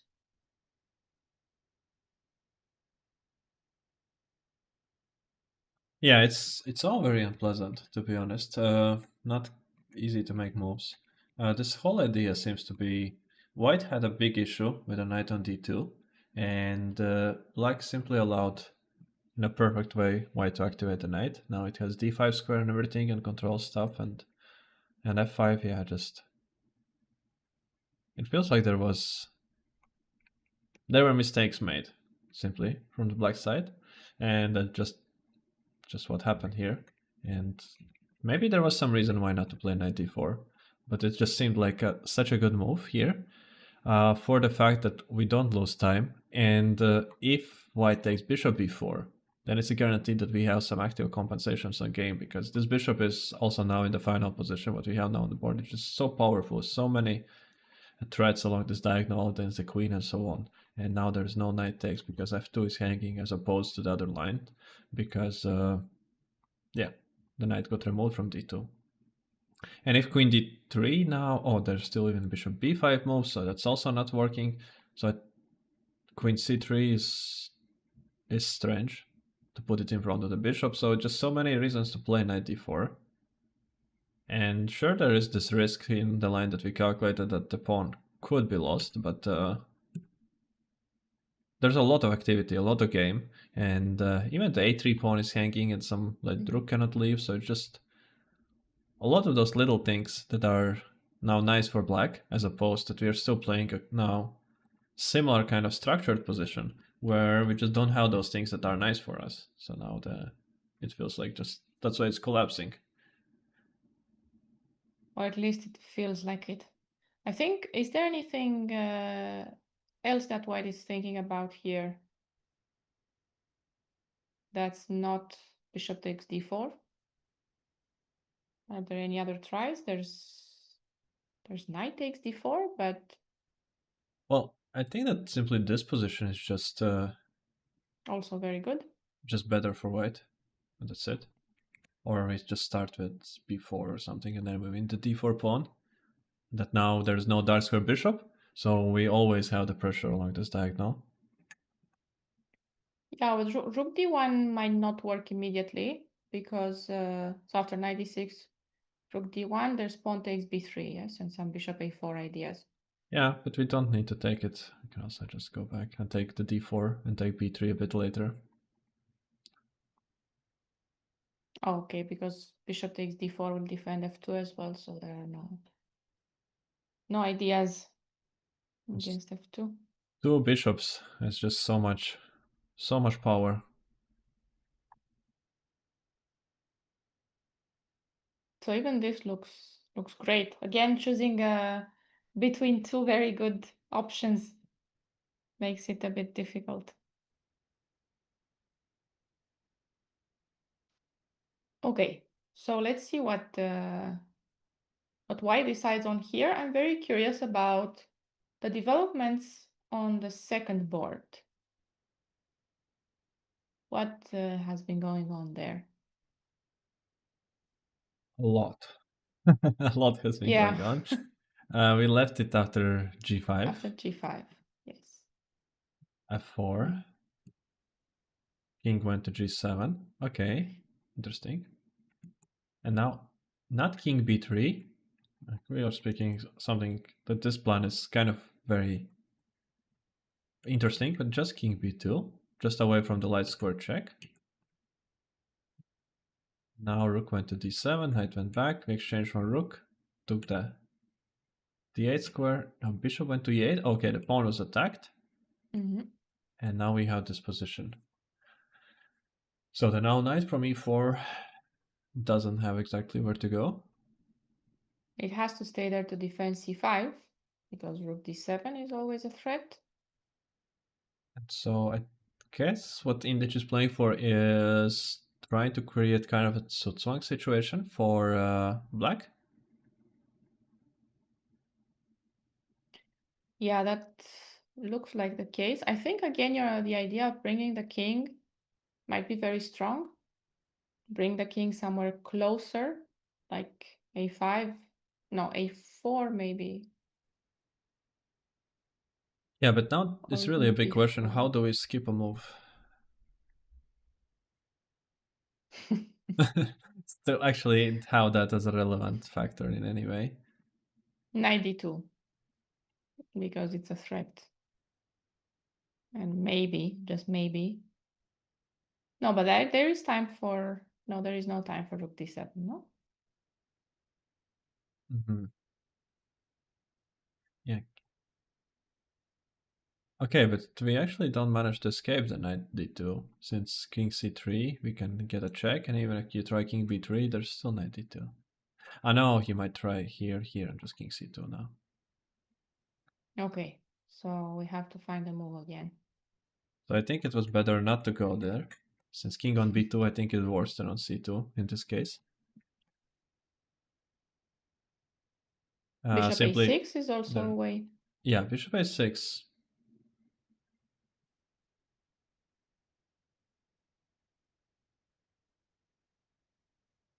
Oh yeah, that is very real way, and that's also what's played.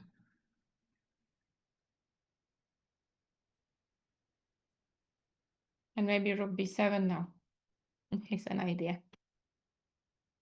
And the king was nice on c2. Mm-hmm. Yeah, the king on b2. Bishop b5, that seems... It's of course possible. But it seems like it's hard to play that one for win. But perhaps this idea And that we are gonna c4. block the pawn with over here, then we get knight to c6. And we always had threats along the 7th rank. King is blocking the pawn, and other than that, we are just trying to promote. Yeah, I guess And there are he just did do that. no other move really than bishop b5. But there could be something very forcing to make it into a draw now. What about, let's say, or first take? I had maybe first take. And Just then to rook b7. rook Trade the pawns b7. there. Force a4 and go a6. Yeah, very So simple approach. how am I supposed to defend that pawn? I think you Uh, don't. Oh, maybe you try to get a passer. But that's gonna be big risk. yeah, two connected passed pawns.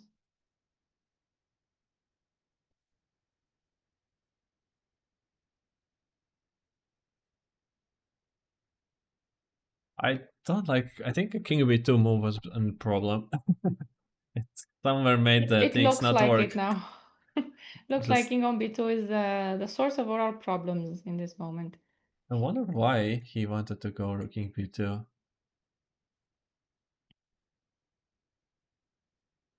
It just maybe And not didn't to know. b3. Yeah, why not to b3, or why to not execute the plan immediately? Even the same thing if he wanted to do it. Why to move the king at all? And we have exactly this on the board. And the draw is coming. But how exactly are we making the draw? Couldn't black try to push a bit longer? b2 maybe? Oh, and go for rook d7. Yeah, that's a good way to make a draw. I think we can even afford to come forward. Okay, we can still pretend that we are pushing. We have an a pawn, which is a bit more distant passer.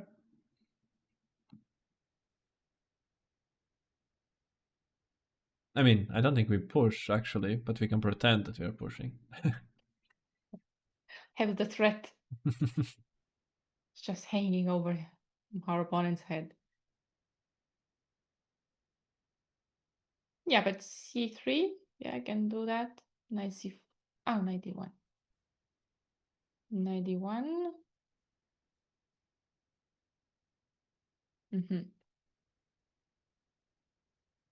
I was Yeah. hoping for rook d5, but you can actually take the pawn, no? Can I? And rook a3. 5 or e5? On g5, e5, of course. So if takes, king takes. Yeah. And But a we don't know, bit. king d3, and let's see who's faster in the pawn endgame. Might as well Yeah. be a draw. No, it's, yeah. Should be a draw. But we can play here so many different ways. Even we can play something like this. Even that Oh is yes. fine. Like Oh anything is yes, and fine. much easier than the pawn endgame.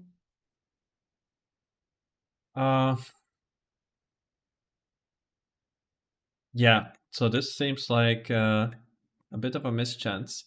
Of course, a resilient defense by Sarxian, but it feels like maybe he missed this bishop a6. And now he was forced already to play bishop b5, and that's it. But from the distance, somewhere he missed it. Okay, he goes for a4. Then what? a6. So what is the plan? Is it king here? a6 here, here, here, here. And king c4. Rook a5. Rook b7. You were. I wanted to. Rook b7 is also a way to defend. But maybe on rook b7. Yeah. Yes. Rook b7 was fine. Rook c8 I was going to say, but there's 96. Yeah, because here this is still here. For example, king g6, rook e7 can be unpleasant, I think. Ah no, 96. Ooh, easy. Easy game. We have d3, and here we have such moves, and then we have c4 immediately. Yeah, that's not problem. So he goes for it. Wow. Wow. If this is good for white, then that is just impressive in that case. Is it that the king cannot get out of the check and promotion? So suppose that black advances the pawn, any pawn. Well, And you c4 go pawn I think is a a6. big issue because knight gets to b4. So let's say b4. B4 pawn. So a6. Rook moves away. a7. And there's no way of getting out of a check and promotion, right? But the knight, we do have a knight. And? I don't know. It's just that we do have it. We can move it. No, Yeah, but in the line that we were discussing, after a6, maybe rook b6. So b4, a6, rook b6 or rook b5 to put the rook behind the pawn. attacking the Maybe pawn seems nice, yeah. Yeah.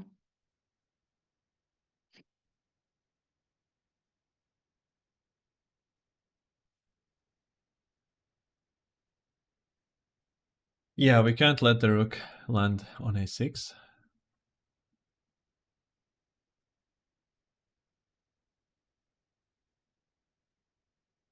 Maybe there's some tricks here. You said we have a knight, so let's see if we can use the knight.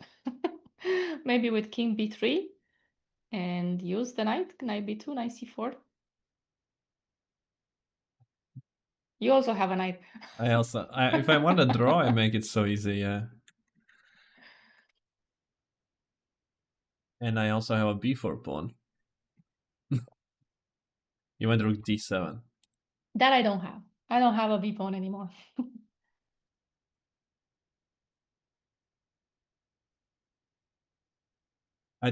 Is this the case of over pushing? It's exactly. Is Yeah, like I'm this could. afraid it is. It could be the case that I was mentioning that yeah, there's the mindset that the draw doesn't exist today. c4 rook d2. What? It looks so dangerous already. Here, here, here.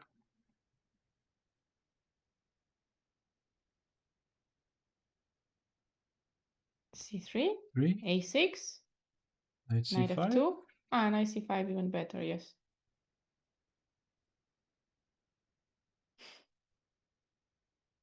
It's over, no? After knight c5. Knight c2 still. But no, Still, it's but knight before a7. Just b3. trying. And even if Oh, I that's with get the a queen, check. I don't. Oh, No, but there's knight d3. Wasn't working before? No.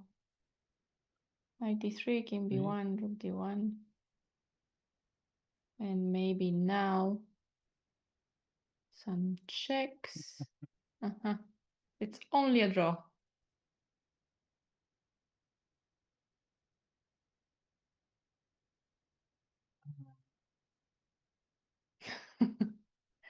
Yeah, maybe it's not a checkmate. Okay, but okay, maybe while the pawn is there, now we do something. But anyways, this looks just incredibly dangerous. Well, he has been taking a lot of risks in every game, and I guess this wasn't going to be any exception. Something like now rook here, a7, knight d3, To be one. and rook a6. Ah, now we have rook d8. Okay, just trying to find a way to completely tie down white. Okay, then I go here, here, and now rook here. Oh, yeah, this is the way. Knight doesn't move? Oh, no, it can move. I thought it's a checkmate the moment knight moves, but that's not a checkmate. We get c2 square. It's not a checkmate. Yeah, knight before.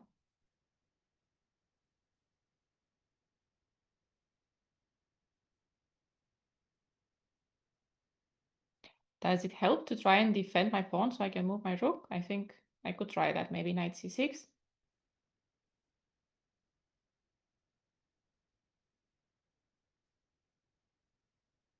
Ah, that's actually nice because rook a1, king c2, you have no checks.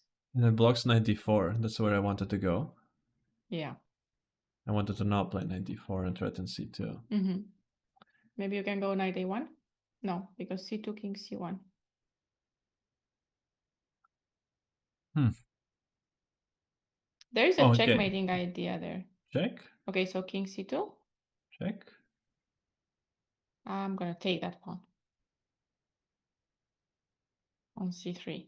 Oh, was not according to the plan. But knight a1, there was no time for anything, no? Knight a1 when the king was on c2. I don't think so. I mean, knight a1 here, sorry. Knight a1 here. And move the rook and c2. And king c1 and rook a2. But then And we I'm the are. first to threaten. That's why you play rook b8. But perhaps we can still make a draw with rook Oh, right, and rook b3. b1. And now we just have a draw onto the perpetual here. Mm-hmm.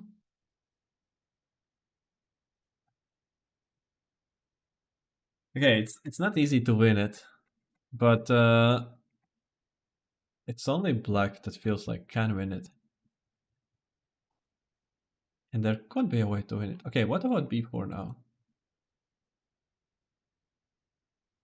That might be extremely tricky. We're So threatening a6, b3. no? You're b3 is the threatening threat. b3? Yes, you are threatening b3. That's true. So knight b2 maybe? Trying to stop the pawns.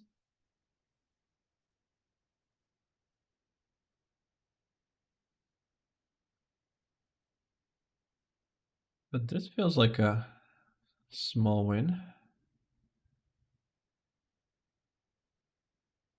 Maybe it's not, but it feels like it. Hmm. But now at least the pawns aren't advancing. Not so easy. Yeah, that's not so easy to advance them.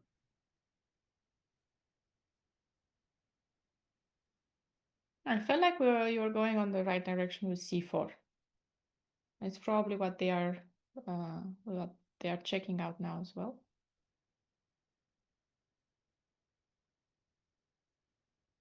And rook d2 also felt the right thing to do. And now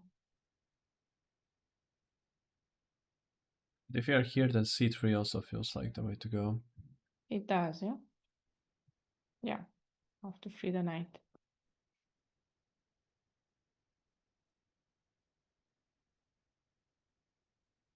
Maybe it's just a draw.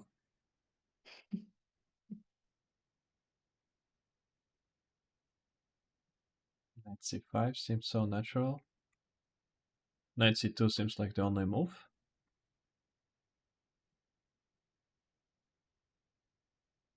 And this position looks so ugly for white. It's just so incredibly ugly.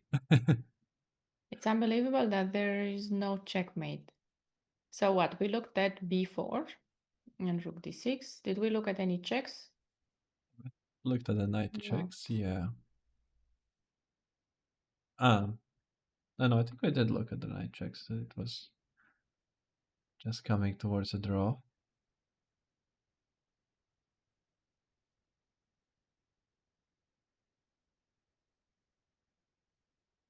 Yeah, there was some perpetual in some lines. Hmm.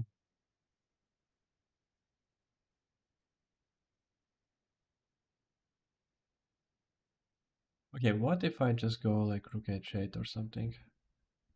Threatening a different kind of checkmate. Not exactly a checkmate, because there's To win the 91, knight. but then we take and we come on the a file. Yeah. Well, I'm still forced to move the king in this case. Well, does this draw for white still? Ah, there's Ah, always rook no. c8. But you defend the pawns, I think, with the b4. Yeah. This doesn't draw. Oh, this is not good. Okay, so So king b1 maybe. okay, but this again is a progress.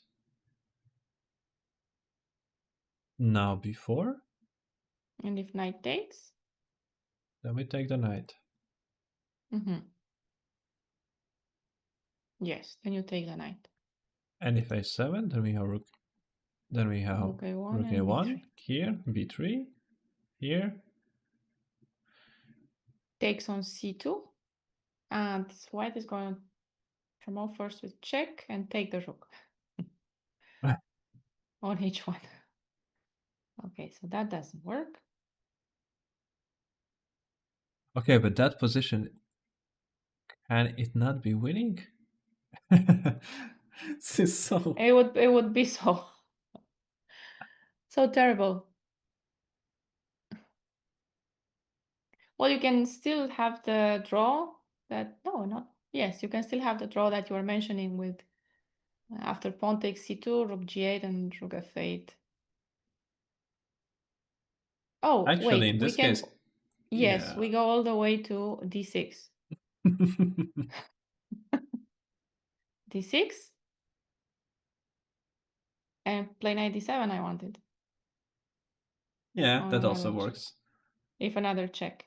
I just wanted to run. Ah, we can't run You away to the just c6. Yeah. Okay, so we need knight d7. Right, so that's. Is there any way to stop it? Seems very forced. maybe in some of the lines that we were showing, now that we found this idea with the king running towards the queen side, maybe it also existed. Yeah, I don't but remember where we saw it, but this seems rather forced. it is, yeah. c3. Maybe instead of knight b4, some other move, like knight. No, that's doesn't. That's very weird. Just rook d2 Knight and then b2 still c3. rook d2, no? Yeah. Knight c1. But No, that's all. still rook d2, yeah. Rook d2, knight c3, rook c2. It's kind of like a checkmate almost. It loses the knight for sure. Yeah. Oh, so this is forced. Here we have to come here to. Can we go to b1? No, but that just helps us. This helps again. So king c1, rook come c3. So if white just goes for the b5 pawn,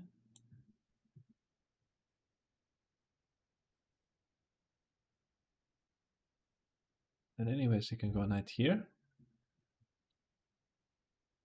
Maybe rook c8 is the move instead of rook b8. Keep an eye on the c pawn. take away the knight c5 idea. Here we have a6 and take an a7. Mm-hmm.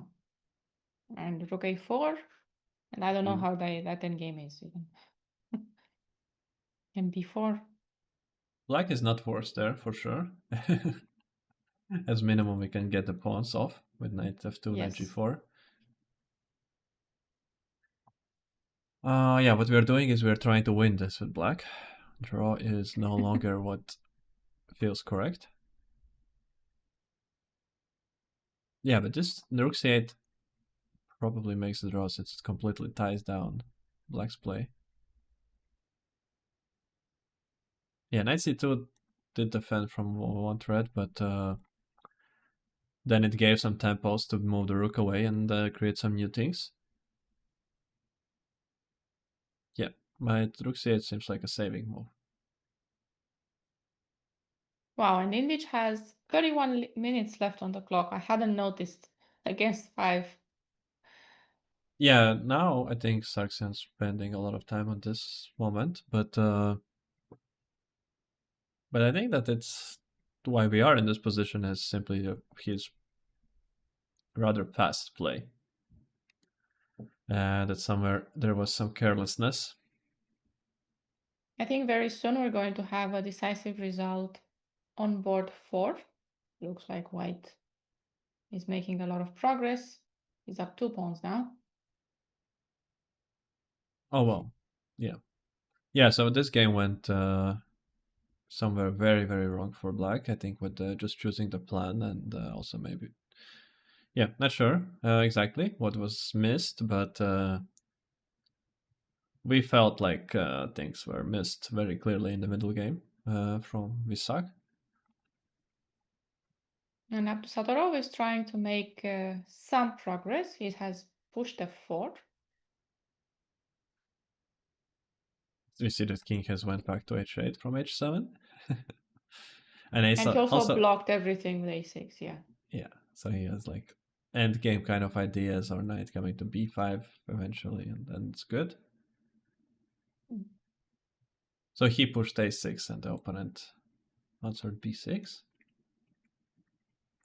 Okay, and then again just prepared it. Yeah, we see the time. Up till this moment, Salem just did easy moves and spent no time, and now again, now you have to take some decisions. So he's spending time, he's thinking. f6 would be nice move to try to block it off, but of course there's always knight f2, and there you always have to calculate exchange sacrifice in these kind of positions where everything is blocked, and once you get weaknesses, then yeah, I think actually here this could be already very tricky immediately. You might, black might lose another pawn. If knight gets also here to f4, attacking everything, it's just gonna be too much. So this game is on, kind of. The things are finally happening here, and yeah, that was expected. Maybe black can wait with something like knight g5. Yeah, knight g5. Is it possible to just wait? Put the knight there and again move the king?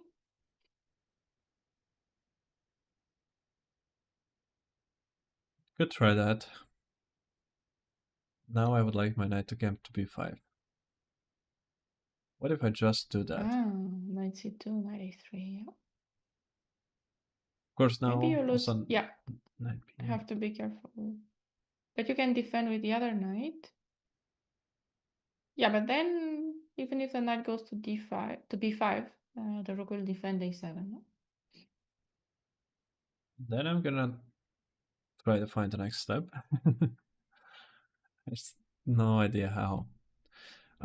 No, it seems like it's still very hard to break through. But time will be an issue, I think, also. Now Solemn is already down to 15 minutes. Something he doesn't like here, so he already has spent half of the time that he had left on this decision. Yeah, Okay. deciding how to defend f7 at this point. And I think Indich, while Sarksian was thinking, found the rook c8 idea. Just wanted to switch back that, yeah. Other stuff seemed like it's losing, but yeah, just rook c8, and we might see a draw sometime soon. Maybe here. Not sure. Yeah, rook b2. Okay, so he goes for this. Risk-free. You go g pawn, you take it, and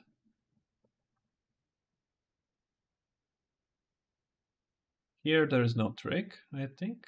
Already at this point you have to take on b4. Yeah, because whenever the knight moves, rook c3 and... And a pawn is running very quickly.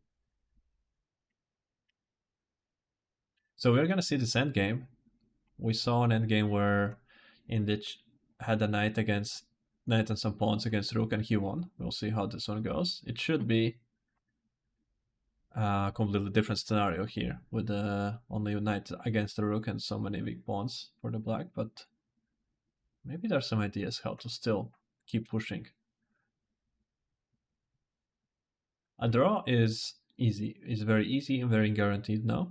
You just take the knight, you give it up, and then you go and take the g4 pawn, or you just play something like e5, and then you come and take the g4 pawn.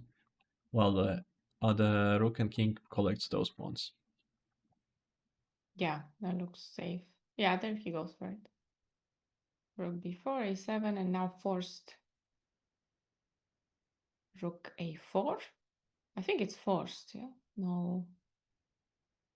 Yeah. And we have it. It's gonna take the rook. And you think he's going to go for knight f2 immediately, no? Not even try to No, I think push the pawns on the... I think e5 could be tried instead of knight f2. It's hard to push the pawn since b4 we cannot defend the pawn. Ah, we can. Knight in a way, f2, theoretically. no? Yeah, knight f2 now we can go. But the king d3, and it's very, very momentarily that we are just defending. Yeah. Just by the time you win g4.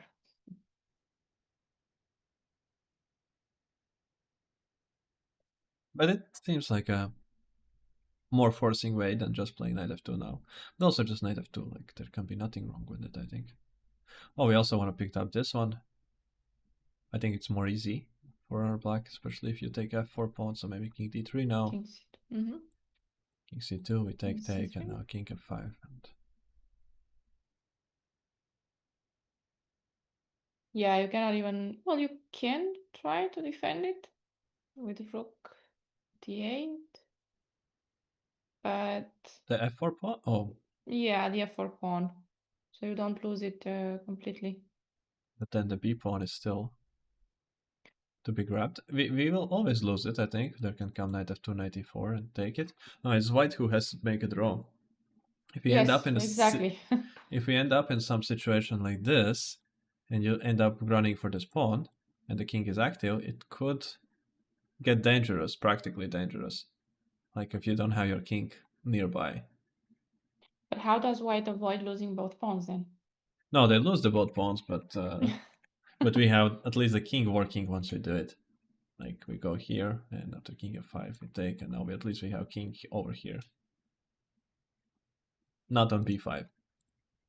So it should just make a draw easier. Let's say that, I think. Yeah. Since that endgame is of course a draw, but when you're angry and tired, you can also blunder something in that kind of endgame by not wanting to be get too much into the knight jumps. In the body language, it feels like Indich is very disappointed. Yeah, very disappointed. Of course, he had a chance again. He had yesterday.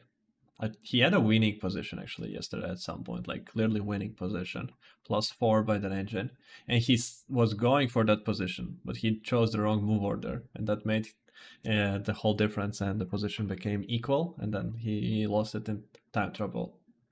Yeah. So that's such a big blow. And today again, he had just a clearly pushing position. I think he was very close to actually seize a very serious advantage already, also up on the clock. and might have missed this forcing line. The endgame felt very comfortable. Well, and I was going to check out Faustino Oro, and he lost today. So he didn't secure the Grandmaster norm yet, but I assume that he still has a chance tomorrow. Yeah, should have, yeah. Seemed like the opening is not going his way. And yeah. And so, yeah, this one is going to be a draw, I guess. Just draw. Do we have any exciting games still going on? I guess Yeah, I was checking maybe on board 5? 6, sorry. 6, okay. Looks like things are going on here. Oh, wow. I don't know who gets out on top here.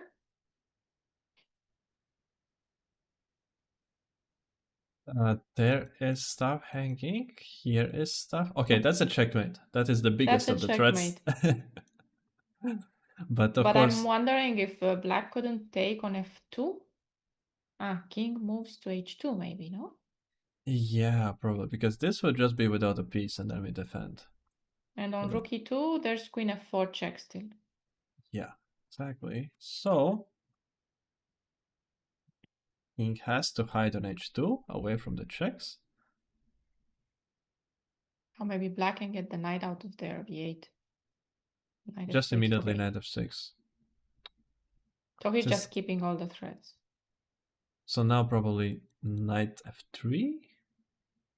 No, but then bishop falls. Is it So just black lost? just winning? Yeah. Yeah, it sure seems so. Everything is hanging. Just everything. And if he takes on e3, there's rook e8 in between move. I guess that's the point. Or he can just take on d2, actually. It just takes the knight. To... Yeah, there is no compensation. 0. Yeah, queen d2. Okay, this is also... Then nothing, yeah? Yeah, this is also a game where two players have 4.5 points. So it looks like Daneshvar will move on to 5.5 and will be only half a point behind the leader, Anishkiri. And Theodoro against Vetokin on the next board were also on 4.5. How are they doing?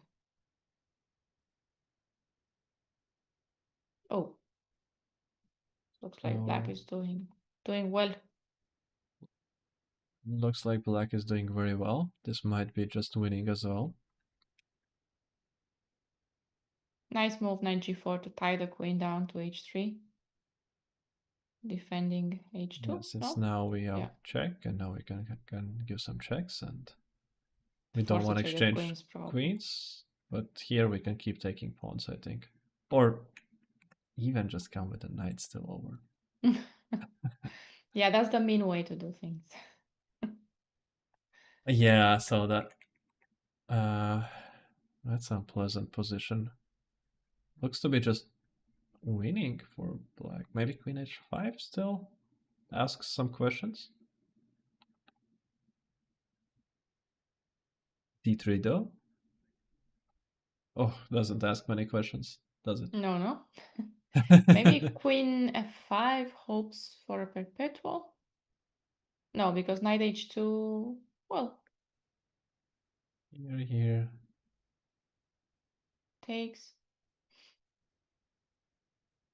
Takes. d2. Check here. King f7. Queen d3. But that loses by force. The queen endgame without 2 pawns is gonna be hopeless. 2 pawns is just too much to hope. But this seemed just forced. And queen b2, and there is, yeah. There's knight g4 that just does it. And here Ah, we Maybe still have he. knight c2. Uh-huh. Okay, there's knight c2 that we completely missed.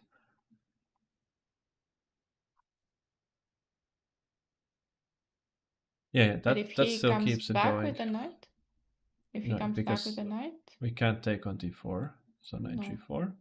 But you could take on f5.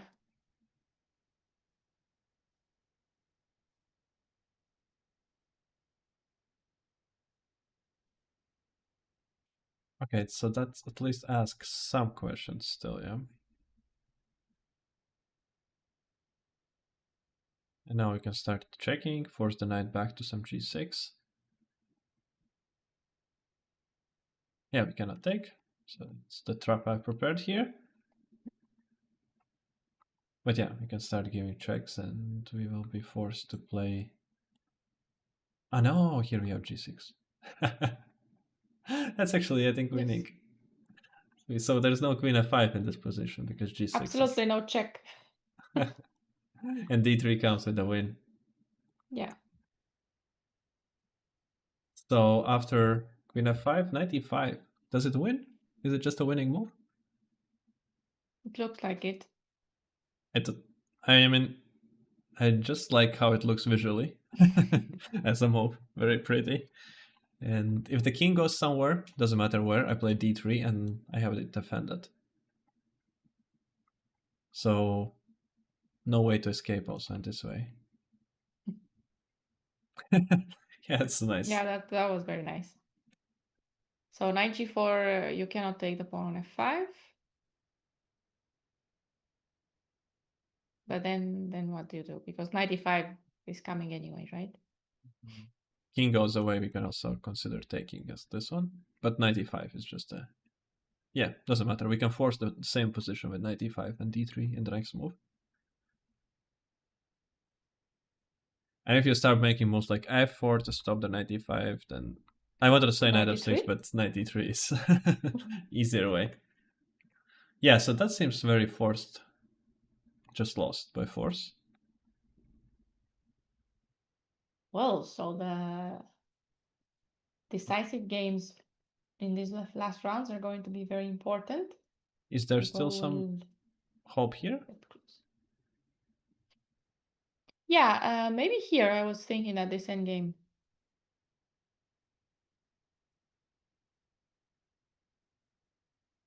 This endgame might not be as clear. The white king is closer.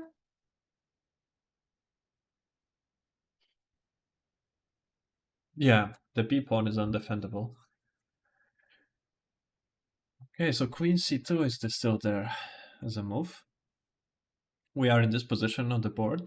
Just queen c2 is thinking. How to cover the check.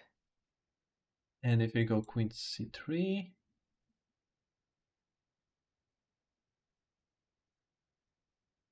Ah, but then...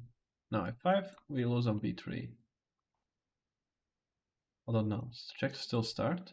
And if you take on c3, king d3, and knight c2.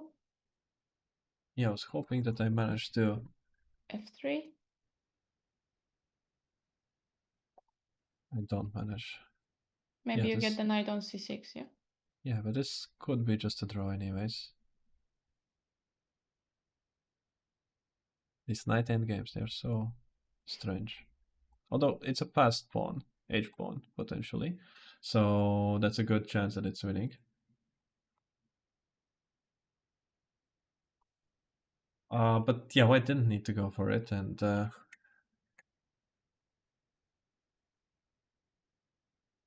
even in this position, it's just this could be also just good enough. The knight is here to defend, and we take, and we will have to waste so many tempos to try to bring the knight around, defend. Yeah, okay, so queen c2 is a nice try still. d3 is a move, but king takes d3 and what? Probably we continue pushing. Yeah. It could be the best after queen c2.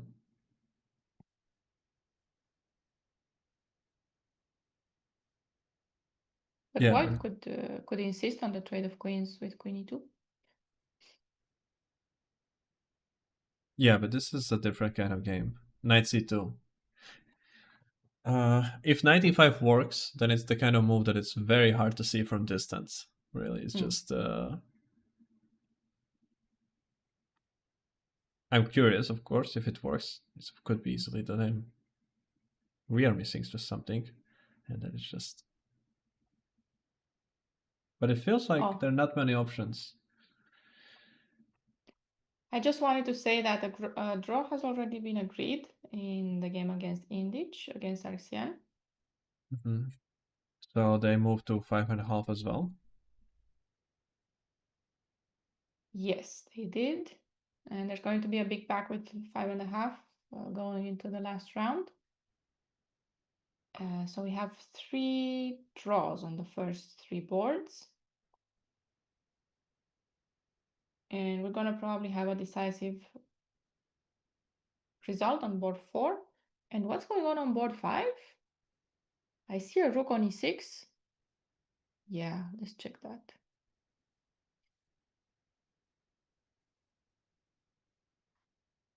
Rook takes e6 has been played. Oh, because in the position that we had with the king on h4, black went for f5. But white is missing a piece. Can we go back a few moves just to check how that happened? Ooh, f5, wow. F5, and he knight f2. 2, and not rook takes f2, but rook takes e6. Ah, this is impressive. So how does this work if knight takes g4? It's 95. Abdusatorov has been sacrificing a piece in every game to try to go for a win. A piece for pawns. The rook has nowhere to go. Because 97. Yeah, minimum 97. Okay, it doesn't do very much though. There's a pin on the rook. I was hoping to take on f5 with a knight. But even if we don't get back an exchange, we have the a6 pawn and something like rook. Oh, rook there now. Okay, let's take on f5 just. This is hanging, so we can't do any of their rook moves really. And you can just play rook f4 back on the next move and take on h6. Or just do this. Huh. Go for the direct checkmate. a7. Yeah.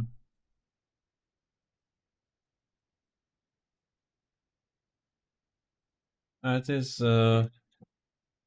that's very tricky. Wow. That is impressive. Yeah, I don't think you sometimes just consider seriously as a candidate move not taking back the knight. Like when you calculate the line. Because here So with f5, Salem's trying to play for a win because f5 does offer a pawn, no? There's a knight g3 idea in the end. If you take the pawn, takes back and knight g3, no? Yeah. yeah, that's probably what he was going for. And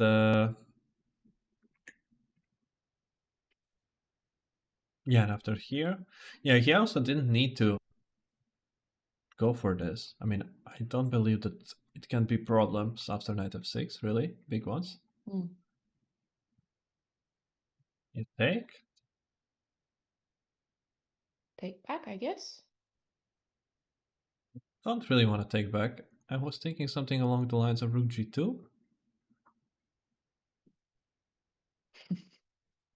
Such Also, a nice threat, rook h2, and the king has nowhere to go. Actually, speaking of king who has nowhere to go, what about rook g5, rook h5 mate? No, okay, but after 94, the king does have where to go, yeah? 94, sorry. Knight Yeah, takes e4. but we do win something along the way. Or we still get a check in. Also here. You could take with a pawn on e4 and then take on f5. So on king f3, you could take with a pawn. Yeah. Also, I have the checks with the rooks. Mm-hmm. This has to be fine for black. So yeah, what was here after knight f6? What did he prepare? Because taking seems to be not working in so many ways. Also just rook g7 and then coming over to checkmate. Rook g5, rook g2, yeah.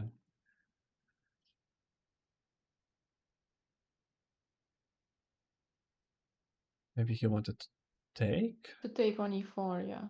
And then take here.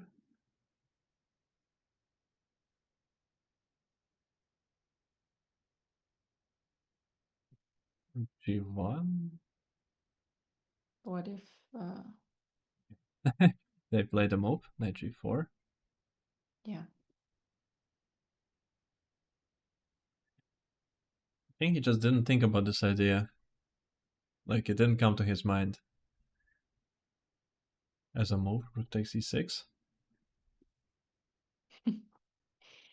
It's out of the blue, for sure.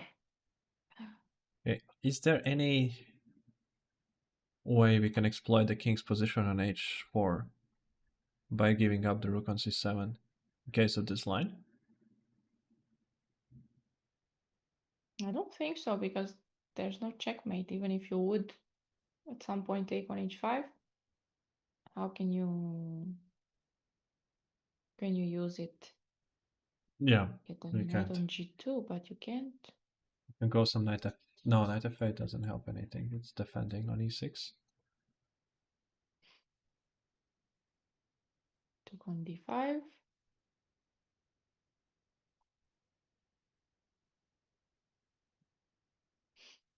Wow, this is intense.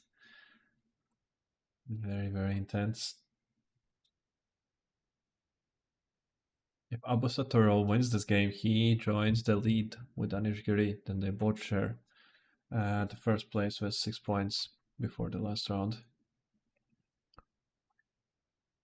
And I think the game on board 6 has also finished, because it looks like white ran out of time and there were no more moves, so they probably resigned in that position, which means there's one more player going on 5.5.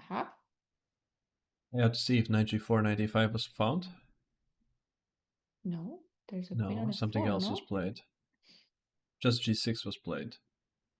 Okay, that's That probably also works. with an idea that you cannot take the pawn anyways. No. King queen f1 was the threat, and now knight g4 is the threat.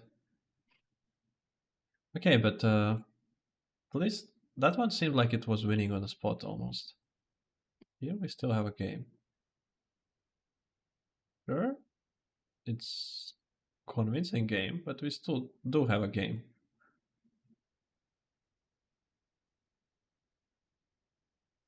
Okay, there. I think there's a chance still to save this.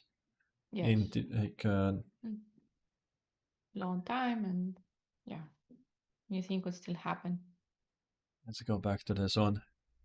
Now we have a result on board 4 also. Tabatabai won. So he moves to 5.5 as well. Yes. What other move can there be to calculate now instead of rook c8? I think there's just none. You have to play rook c8 and then you have to find a way out of it. It's also nice in this kind of position where you sacrifice something to play in a way that opponent is lower on time than you. This is what's part of his strategy, like visibly, like to play most quickly and just to take action when there is no time, not so much time. Yeah, But so c8 finally. My feeling is that if there was knight f6, then it was black who was playing for the win. He just took very big risk here. And yeah, like you said, he probably just didn't consider rook takes c6, and he might have thought it's the same.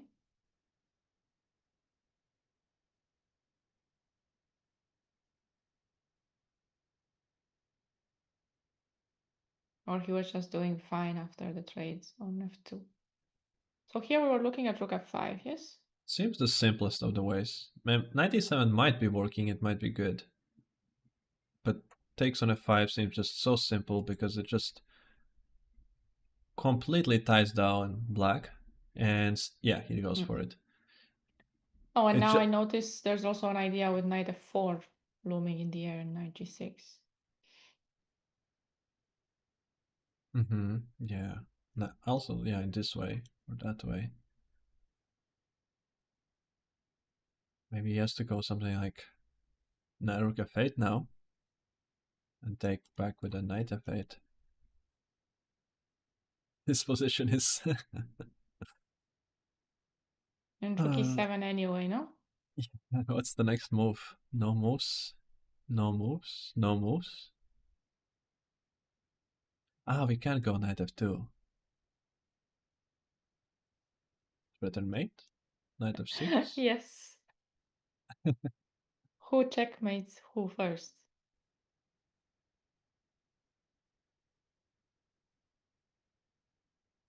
Okay, I can see the black surviving here.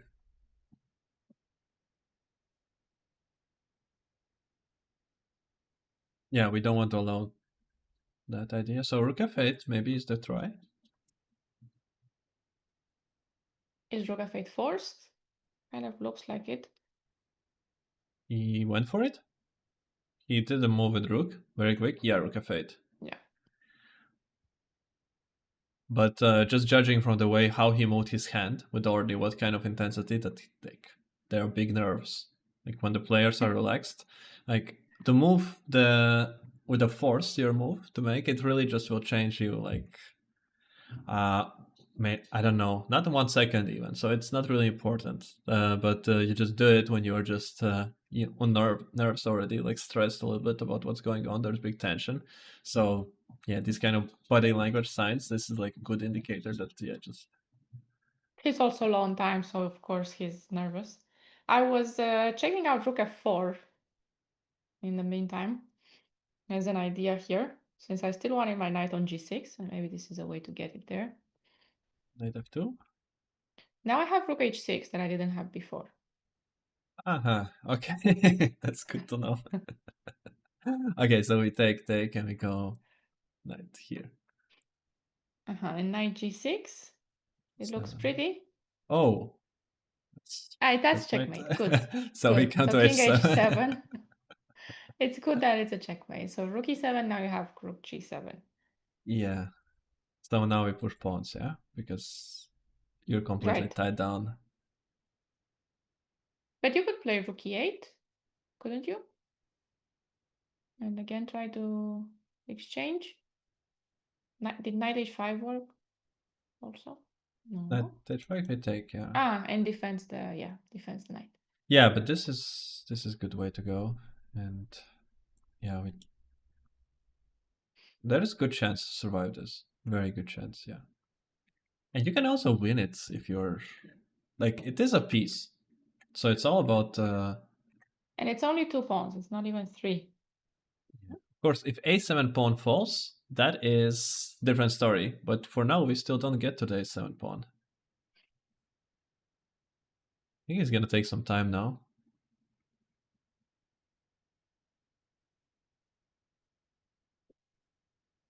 Yeah, he needs to figure out the way to go. Is 97 also a way, or is 97 the way we're going to Yeah, I go was for? wondering, but I guess we just take it. And I have to take on... I could also take on g8, no? I don't know which one I want. I But guess the one on f5. if you take on g8, then yeah, we don't. Even if you take on g8, it doesn't look so Yeah, but here clear. we have nice threats. Right, you win the h5 pawn right away. So you Now I take have on to f5. take the one on f5. And now knight f6. You take on h6, I assume. And Yeah. we come to the second rank already. Yeah, because the pawn on h6 is not the one I need. The one I need is on a7. Yeah, this feels safe. This feels already safe for black. It also feels like I might lose my pawns on the queen side. Yeah, if some move like I'd say knight f5, I can give an intermediate check and now take on b2 and still this is a check. So you gotta watch out.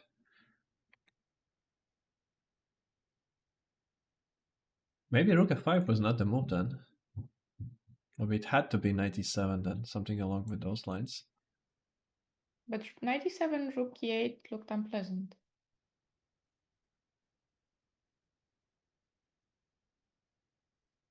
Knight g6, we said didn't achieve much, no? Okay, but let's say d5.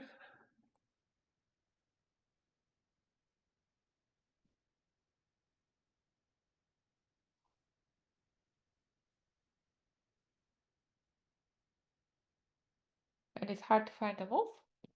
Yeah, at least we're asking questions. Like, big questions.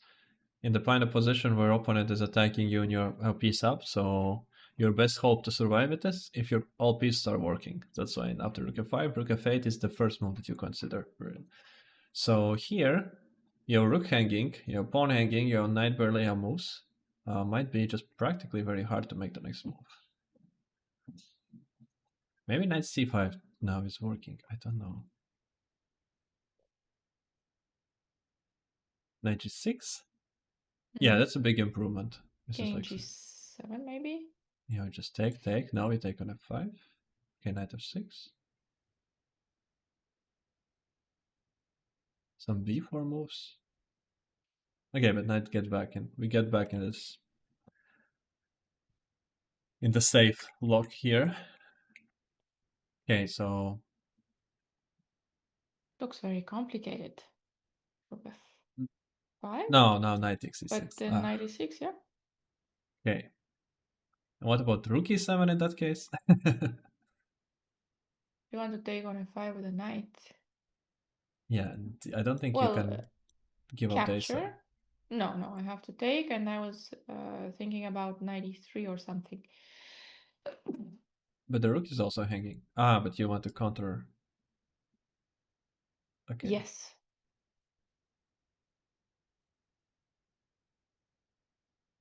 Yeah, because otherwise, rook e8, we just lose a piece. So something like that would have to be played, but now we don't have this knight coordination. Beautiful. So I'm still hopeful that I can make it work. Okay, and now even what is this endgame like? Yeah, I don't know for sure.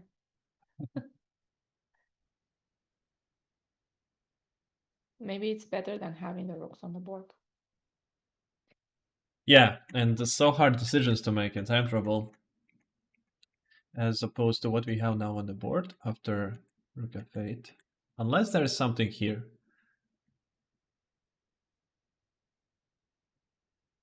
Here we looked at rook e7. Maybe he just plays some rook c6 or rook d6 just to keep the position. Ah no, there's knight f2, this checkmating threat. It's just so strong. I know, because we lose an h. So many things to consider. Okay, let's say this. Knight h7. Knight h7 could lose to knight f6. And that defends also g4. Yeah. Yeah. So you have But to play rook g7. Yeah. king here? Move Stay away here? and king f7, no? Renew the threat. Ah, but there's rook f6. Yeah, so maybe he could go to h7 instead, but yes. Okay, so maybe rook here, just to have the check.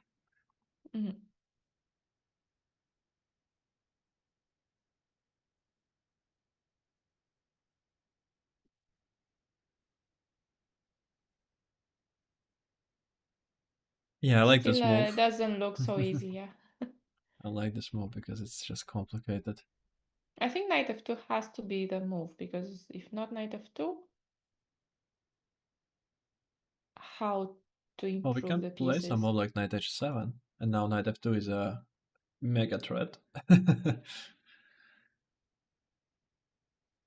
Okay, but rook a7, and I can defend from e3. Ah, rook g7 is always the defense. Yeah, it's always there. And then there's a draw. with rook c8, at least a perpetual. But I still am hopeful that I can win this. Knight f6. If you take Takes. on Let's do a7, that. something like knight d5 perhaps? I don't know. Mm-hmm. Rook f7 comes. Okay, now I come to g1.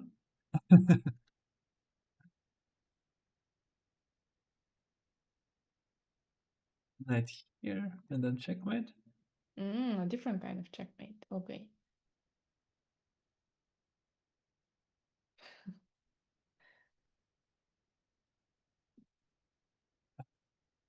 Yeah, I don't know. Just with this kind of cage on the king, feels like I have I the was luxury. trying to sacrifice the rook and get the pawn advanced, but it doesn't seem to be enough time. So on rook g1, I was looking at rook f7 and maybe sacrifice, but it didn't work. Okay, so he goes for rook d6. I like the knight h7 move here. Also on this one. Seems just again like so elegant. Also why I like it is to free the 8th rank, because then I don't have to calculate that all knight b6 lines and a7.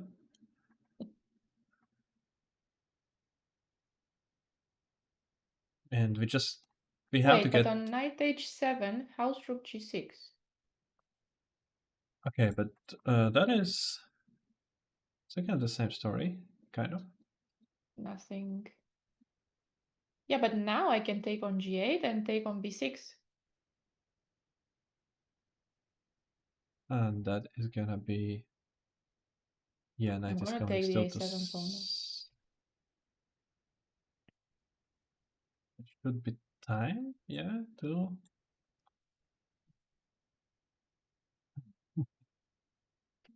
this very weird looking endgame, but I can't get to b6. Knight comes back to c8. Wow. Okay, that is a problem.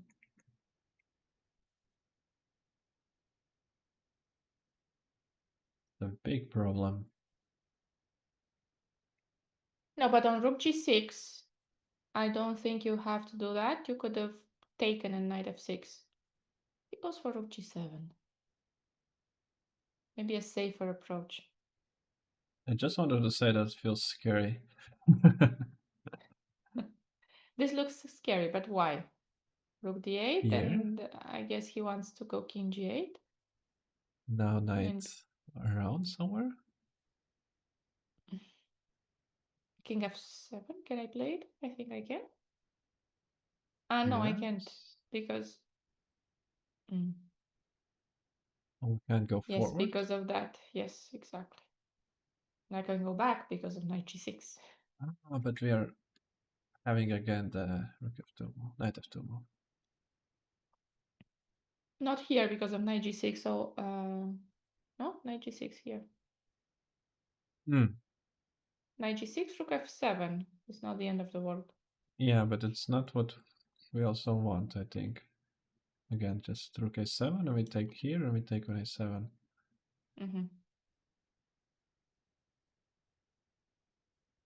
Yeah, it seems I don't like it.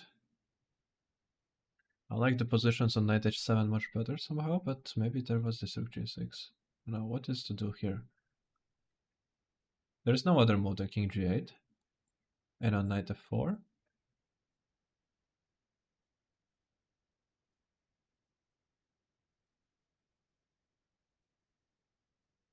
We actually played king f7, no, but king f7 doesn't work because of rook f8. Oh, it immediately wins the, yeah. Yeah. Okay, so we have to do something about knight on g4 right now, so we don't... Well, the only alternative... No, this doesn't help. Knight e6 comes anyways, or knight g6, so... This, here. Okay, maybe you can make a draw here, so maybe you can survive it.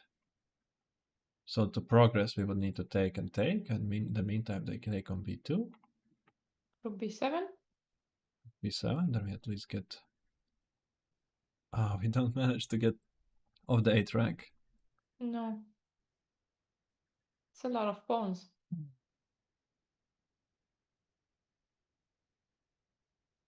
Hmm.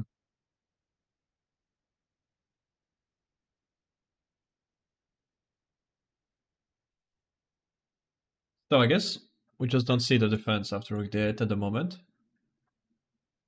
Can he go back? Rook g8? No, because rook f8, no?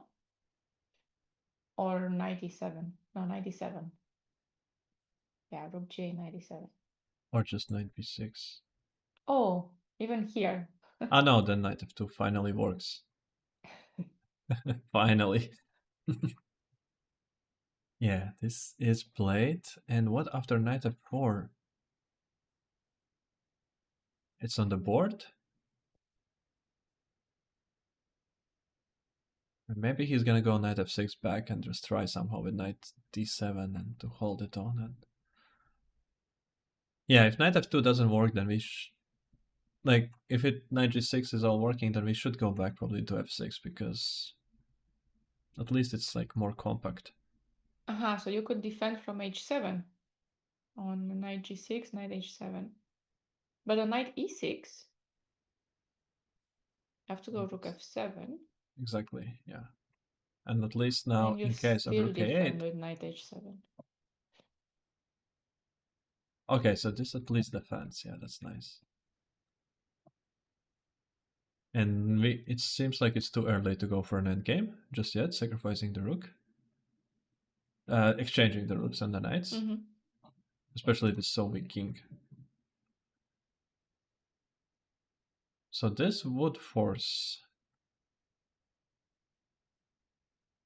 some moves.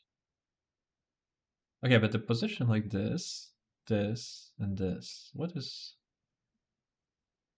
gonna be the next moves of black? Rook f7. 7, and now...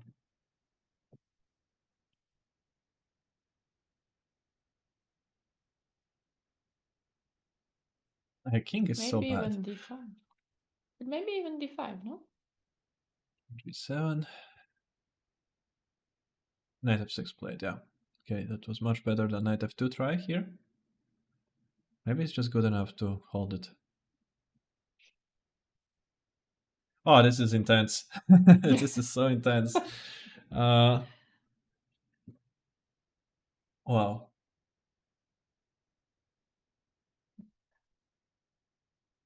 Can be just anybody's... I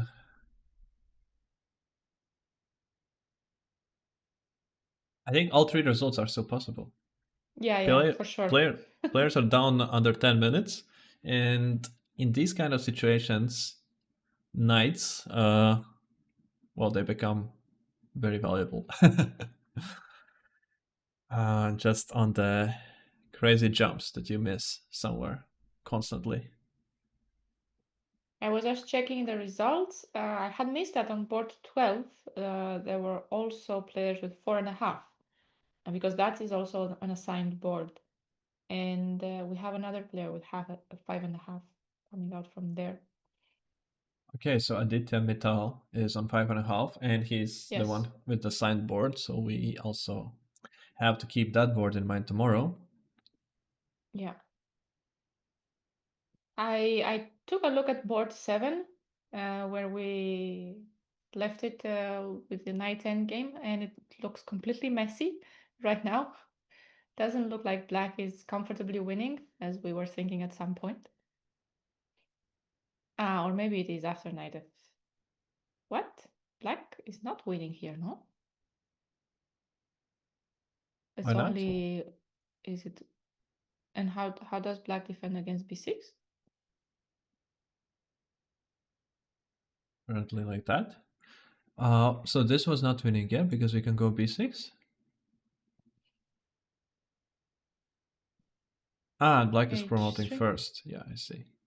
Yeah, here we have the problem that king can come over. No, it can't. It can't really.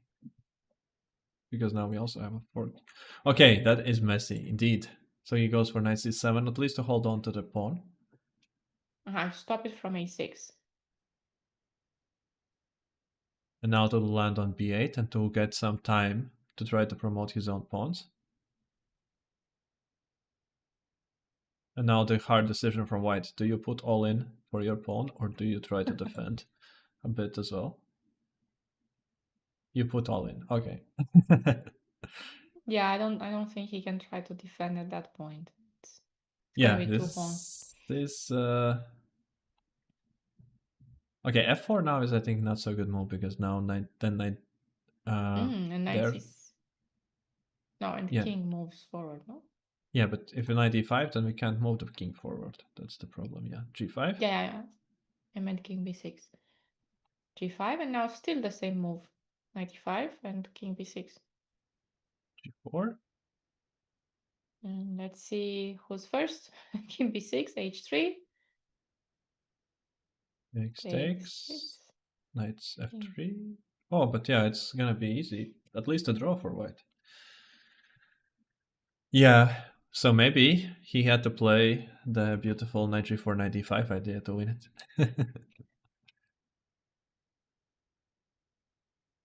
Okay. So Yeah, this this is is totally unclear. So many things can happen with the knights. most likely a draw, but anything can happen. And let's return to the board where is the very, very important action of the tournament as well. Since we have players on 5 points here fighting it out. And they even had time to go for a walk. Short walk. We saw them just getting back to the board. Yeah, well, he had still those minutes on the clock, and I don't know how far away, for example, is the bathroom or something in the playing hall there, but sometimes it is this decision that okay, this end game might go on for a while, and maybe it's a good idea to just sacrifice from your 10 minutes this 1-2 minutes and just go run for it and be in top shape for the remaining of the game. We had a situation like this in a team championship where I think maybe it was board one and they were still playing. Our player was very low on time. He made a move and the opponent started thinking for a little bit and he went to the bathroom, started running, and he came back he only had 30 seconds left on the clock when he got back to the board and made the move. It was a time trouble, so 2 minutes left on the clock. Everyone was like, "Where are you going?" 2 2 minutes. minutes. Oh wow, I've never seen that. Yeah, I've never seen somebody do that on 2 minutes on the clock. Yeah, we were petrified. Yeah, imagine there's an issue with the lock or something like this. Okay, d5 is indeed played.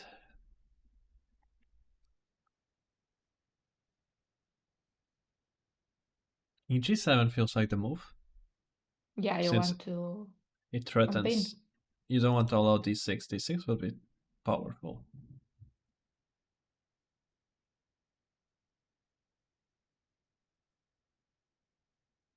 But what is the Do we idea? have to trade? Do we have to trade knights after king g7, or could he try knight e5 and push the pawn anyway? I don't think so. Rook f5. Yeah. Ah, but there's rook The a7 with a check. check.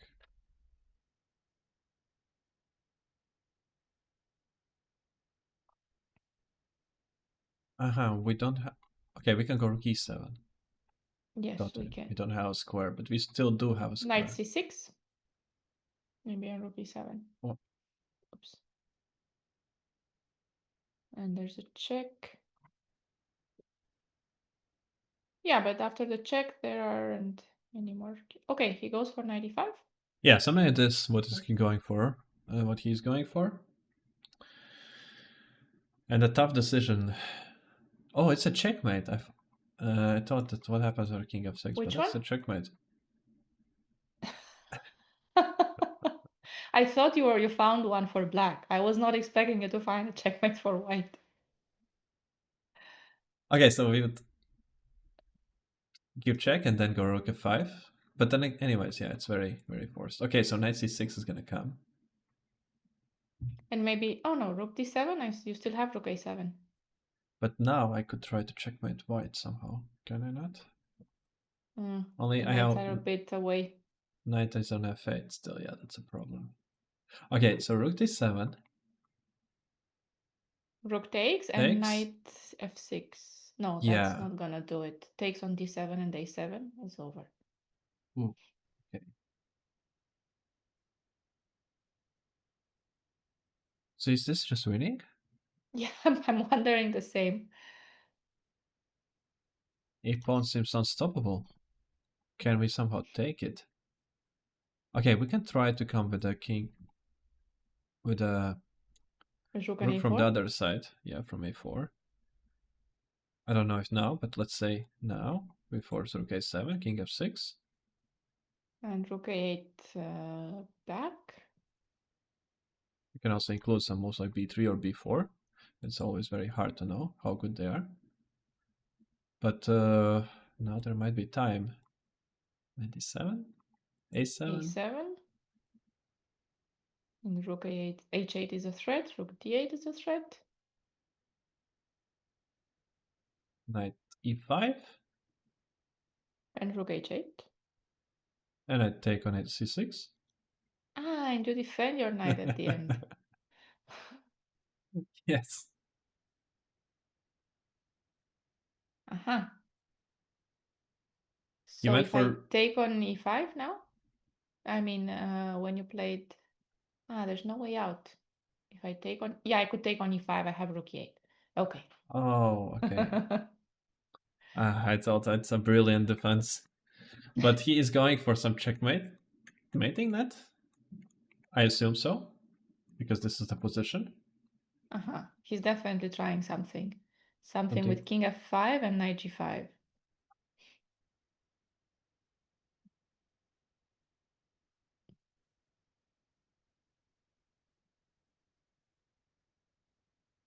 Okay, this seems like Could a move he take... because it stops any knight g5 moves. But could he take on h7? Ah, no, because rook e8 always... No, it doesn't. Could I take on h7? a7? I don't think the mating net is possible just yet. And knight b8. But I If rook have a e8. defense here, here, here, and here. Ah, the same rook a4. So it would be useful to have b4 now, or b3. And now we're sacrifice.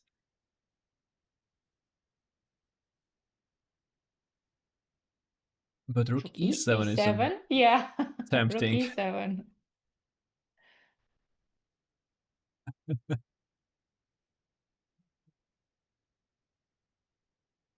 And the knights are completely tied down. There's no move. Rook f3 maybe, to find the same defense. Yeah, but that's not gonna be enough in this case. Even It's like just gonna delay it, yeah. there could be other moves, but this is just winning. Rook e7 seems to be doing it just for white. Attack the rook, and of course we can't take because there's nobody to catch the pawn any longer. No squares available.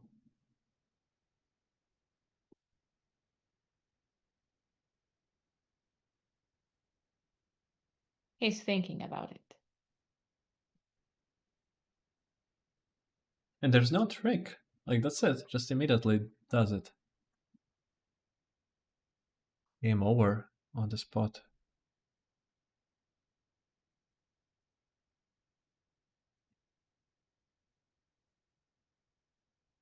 Did he play it? I think he played it.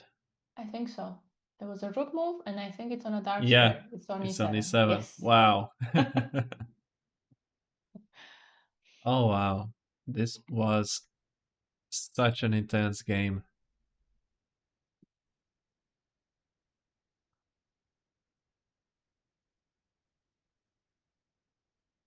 Impressive the way he found the piece sacrifice and kept fighting from a position that looked very equal.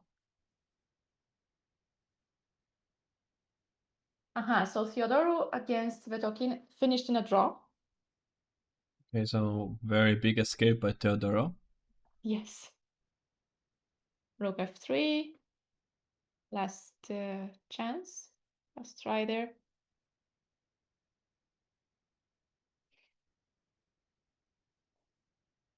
Could he find a perpetual maybe? I don't think so, no? Yeah, Not we even a perpetual. don't have pieces to work with at all. Yeah, he just made a move because he needed to make a move, but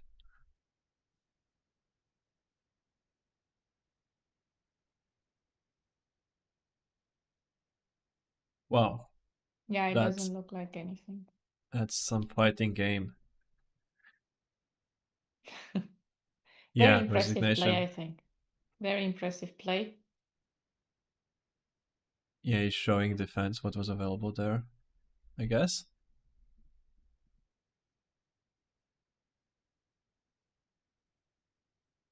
Yeah, analyzing Yeah, some line. I don't think that was played. I think it's just No. Yeah, that. they're analyzing simply. Yeah, Um, he's showing yeah. some line that he saw, I guess, where you can queen and we can It's nice see a that bit. he's showing this to us as well. Maybe, maybe we can see some interesting ideas.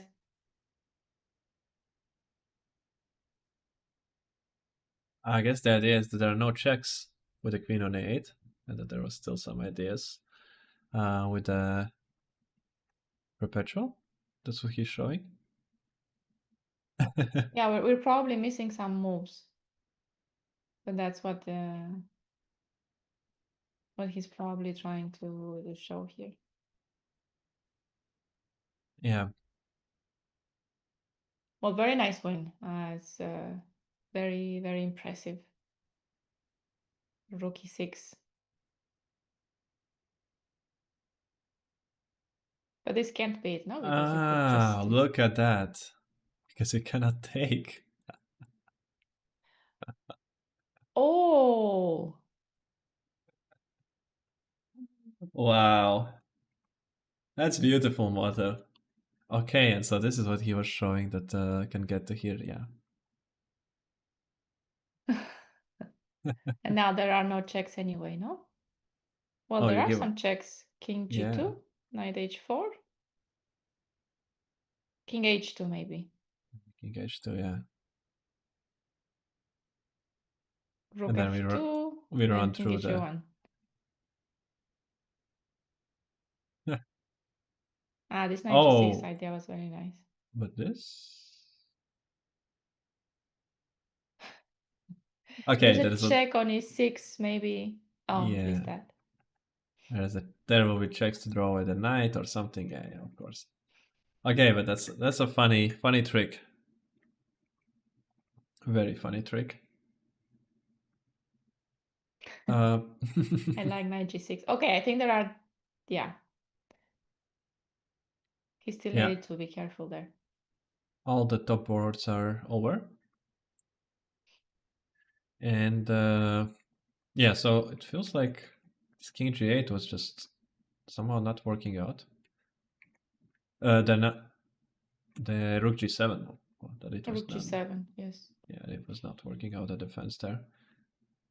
And here, yeah, just we didn't see how to escape. Rook d7, f5 was not working. Yeah, even anything also like this. Okay, that there will be no checkmate, but it still doesn't work. Yeah, because it just we can just exchange the rooks and then promote. Mm-hmm. Always enough. Still no time to get the pawn. Yeah. So maybe there was a chance after f5 to go knight f6, the line that you were showing for black. It looked unclear. Yeah, we can So, take a look what was happening here. so not knight f6. Yeah, knight f6, Knight and f6, yes. black is slightly better. Yeah. Mm-hmm. No, actually, quite a lot better. Yeah, so Satoru took quite a big It's risk here. increasing. We do need to take on e4 because, like we calculated, g takes f5 is rather bad. And now not knight e4 though, but d takes e4. Ah, Oh, keeping the threats on because g4. Yeah, we have the knight threats with the knight, and in case now we take rook g7 and yeah, and if you take, then exactly this idea that Rook we are. g1, yeah. And now only one more rook e3 that doesn't lose the game. Yeah, so there was a chance actually that could get super dangerous for black. For And white, it's that is. curious that after knight f2, does it show that white is just winning after rook e6? Yeah. The advantage is that big. But here black is close to having a big advantage. Even the top line that we're checking, this was all the first moves that white could play here. And oh, Rook wow. f1 is so nice. This is the move that is kind of deciding it. You have to give up an Mm. exchange. There's checkmate coming. Yeah. That's so cool. Or we could at least make a draw as minimum. The shattering checkmate and rook e3 and go back and forth if we want to do black. So yeah, that was some risk taken. It just I think he just missed completely rook e6 as a move. And here rook f5 was the best line. Wow. It's all correct. Rook d6. No, rook c6 was better, not rook d6. Rook c6 was better. Because yeah, the knight h7 line is the way to try. And now knight e7. Not knight anywhere else, but knight e7, rook g5. And now you get the pawn? Yeah. But the king is in a dangerous spot. Because if you take knight e3, And maybe still some tricks with rook g4, knight g5. also with the knight g2, knight f4 if knight moves. Yeah, the bar is showing a big evolution, kind of, but in the same time, that when you look at the top engine lines, it's just going back and forth with the checks, not making any progress. So it's not clear how do you win this from white, but it's just good, but there is not like a clear win or anything. So wow, that's an exciting finish of the game, and this was a mistake. Knight here was a mistake. And this is still not that bad. So where did it go completely wrong? Rook Oh, a8? rook f3 is here. There's another checkmating idea. Wow. This king on h4 is so poor. Yeah, this is we missed this one as well. Yeah, and because of that, in here 95, and then you can just stand. Almost just repetition again. It's just suggested as the best. And then it goes rook b8. Yeah, rook b8 was an idea that I looked at some point. Rook b8 and rook b7 when the rook's on e7. Yeah, but there is a chance to withstand it. Also, rook b7. Then we can put back rook d7 and bring the knights around. And yeah, of course. So yeah, here you had to go rook a8 immediately. Then it was winning. Right, because now knight f2, there's just knight f6, and there is an exchange of rooks. So there are no moves. Black is completely tied down. And then we are gonna do the same idea, or do with rook on a8. Yeah, on b5, even b4 is suggested. Like, no moves. Just to pass the move as quickly as possible to the black. And whatever move they make, just loses. Very curious position. Have an extra piece and no moves. Yeah, and this is lost. But yeah, beautifully executed after the sacrifice. Very nice looking game. And so Abusatoro joins Anish Giri in the lead with 6 points out of 8. With 6 points. Yes. So they are the two leaders. Yeah, they already played with each other. So they are going to be playing some of the people who have right now 5.5 points, which is Ivic, Indic, Sargsyan, Tabatabai, and then we had still some resultative games somewhere. Oh, Aditya Mittal is also on Right. 5.5, and Daneshwar Bhartiya. Yeah. Okay, so Yeah, I was those. checking if Abdusatorov has played Indic, but no. Maybe that would be a nice pairing tomorrow. I think that Indic would think differently after the last two tough days. That would be still tough last round pairing to follow with. But yeah, some matchups will happen there. What exactly? Very hard to prognose. Too many players, too many variables. So we are just gonna wait for the pairings. We're just gonna wait for the round, and then we'll see what exactly is going on there. So another exciting day. Still not disappointing us with 5 boring draws with on all the camera boards. Even though we started with a bit short disappointment there, 4-move disappointment on board 1. The rest of the people had us very entertained today. They compensated for that game. They did. So yeah, with that we are also finishing our coverage for this round 8, as most of the top boards are over. The highest game right now playing is, I don't even know where. I don't actually. Oh, was that the last game of the round? Actually, could be. Every single game is over in the tournament already. Yes, and they are still there analyzing.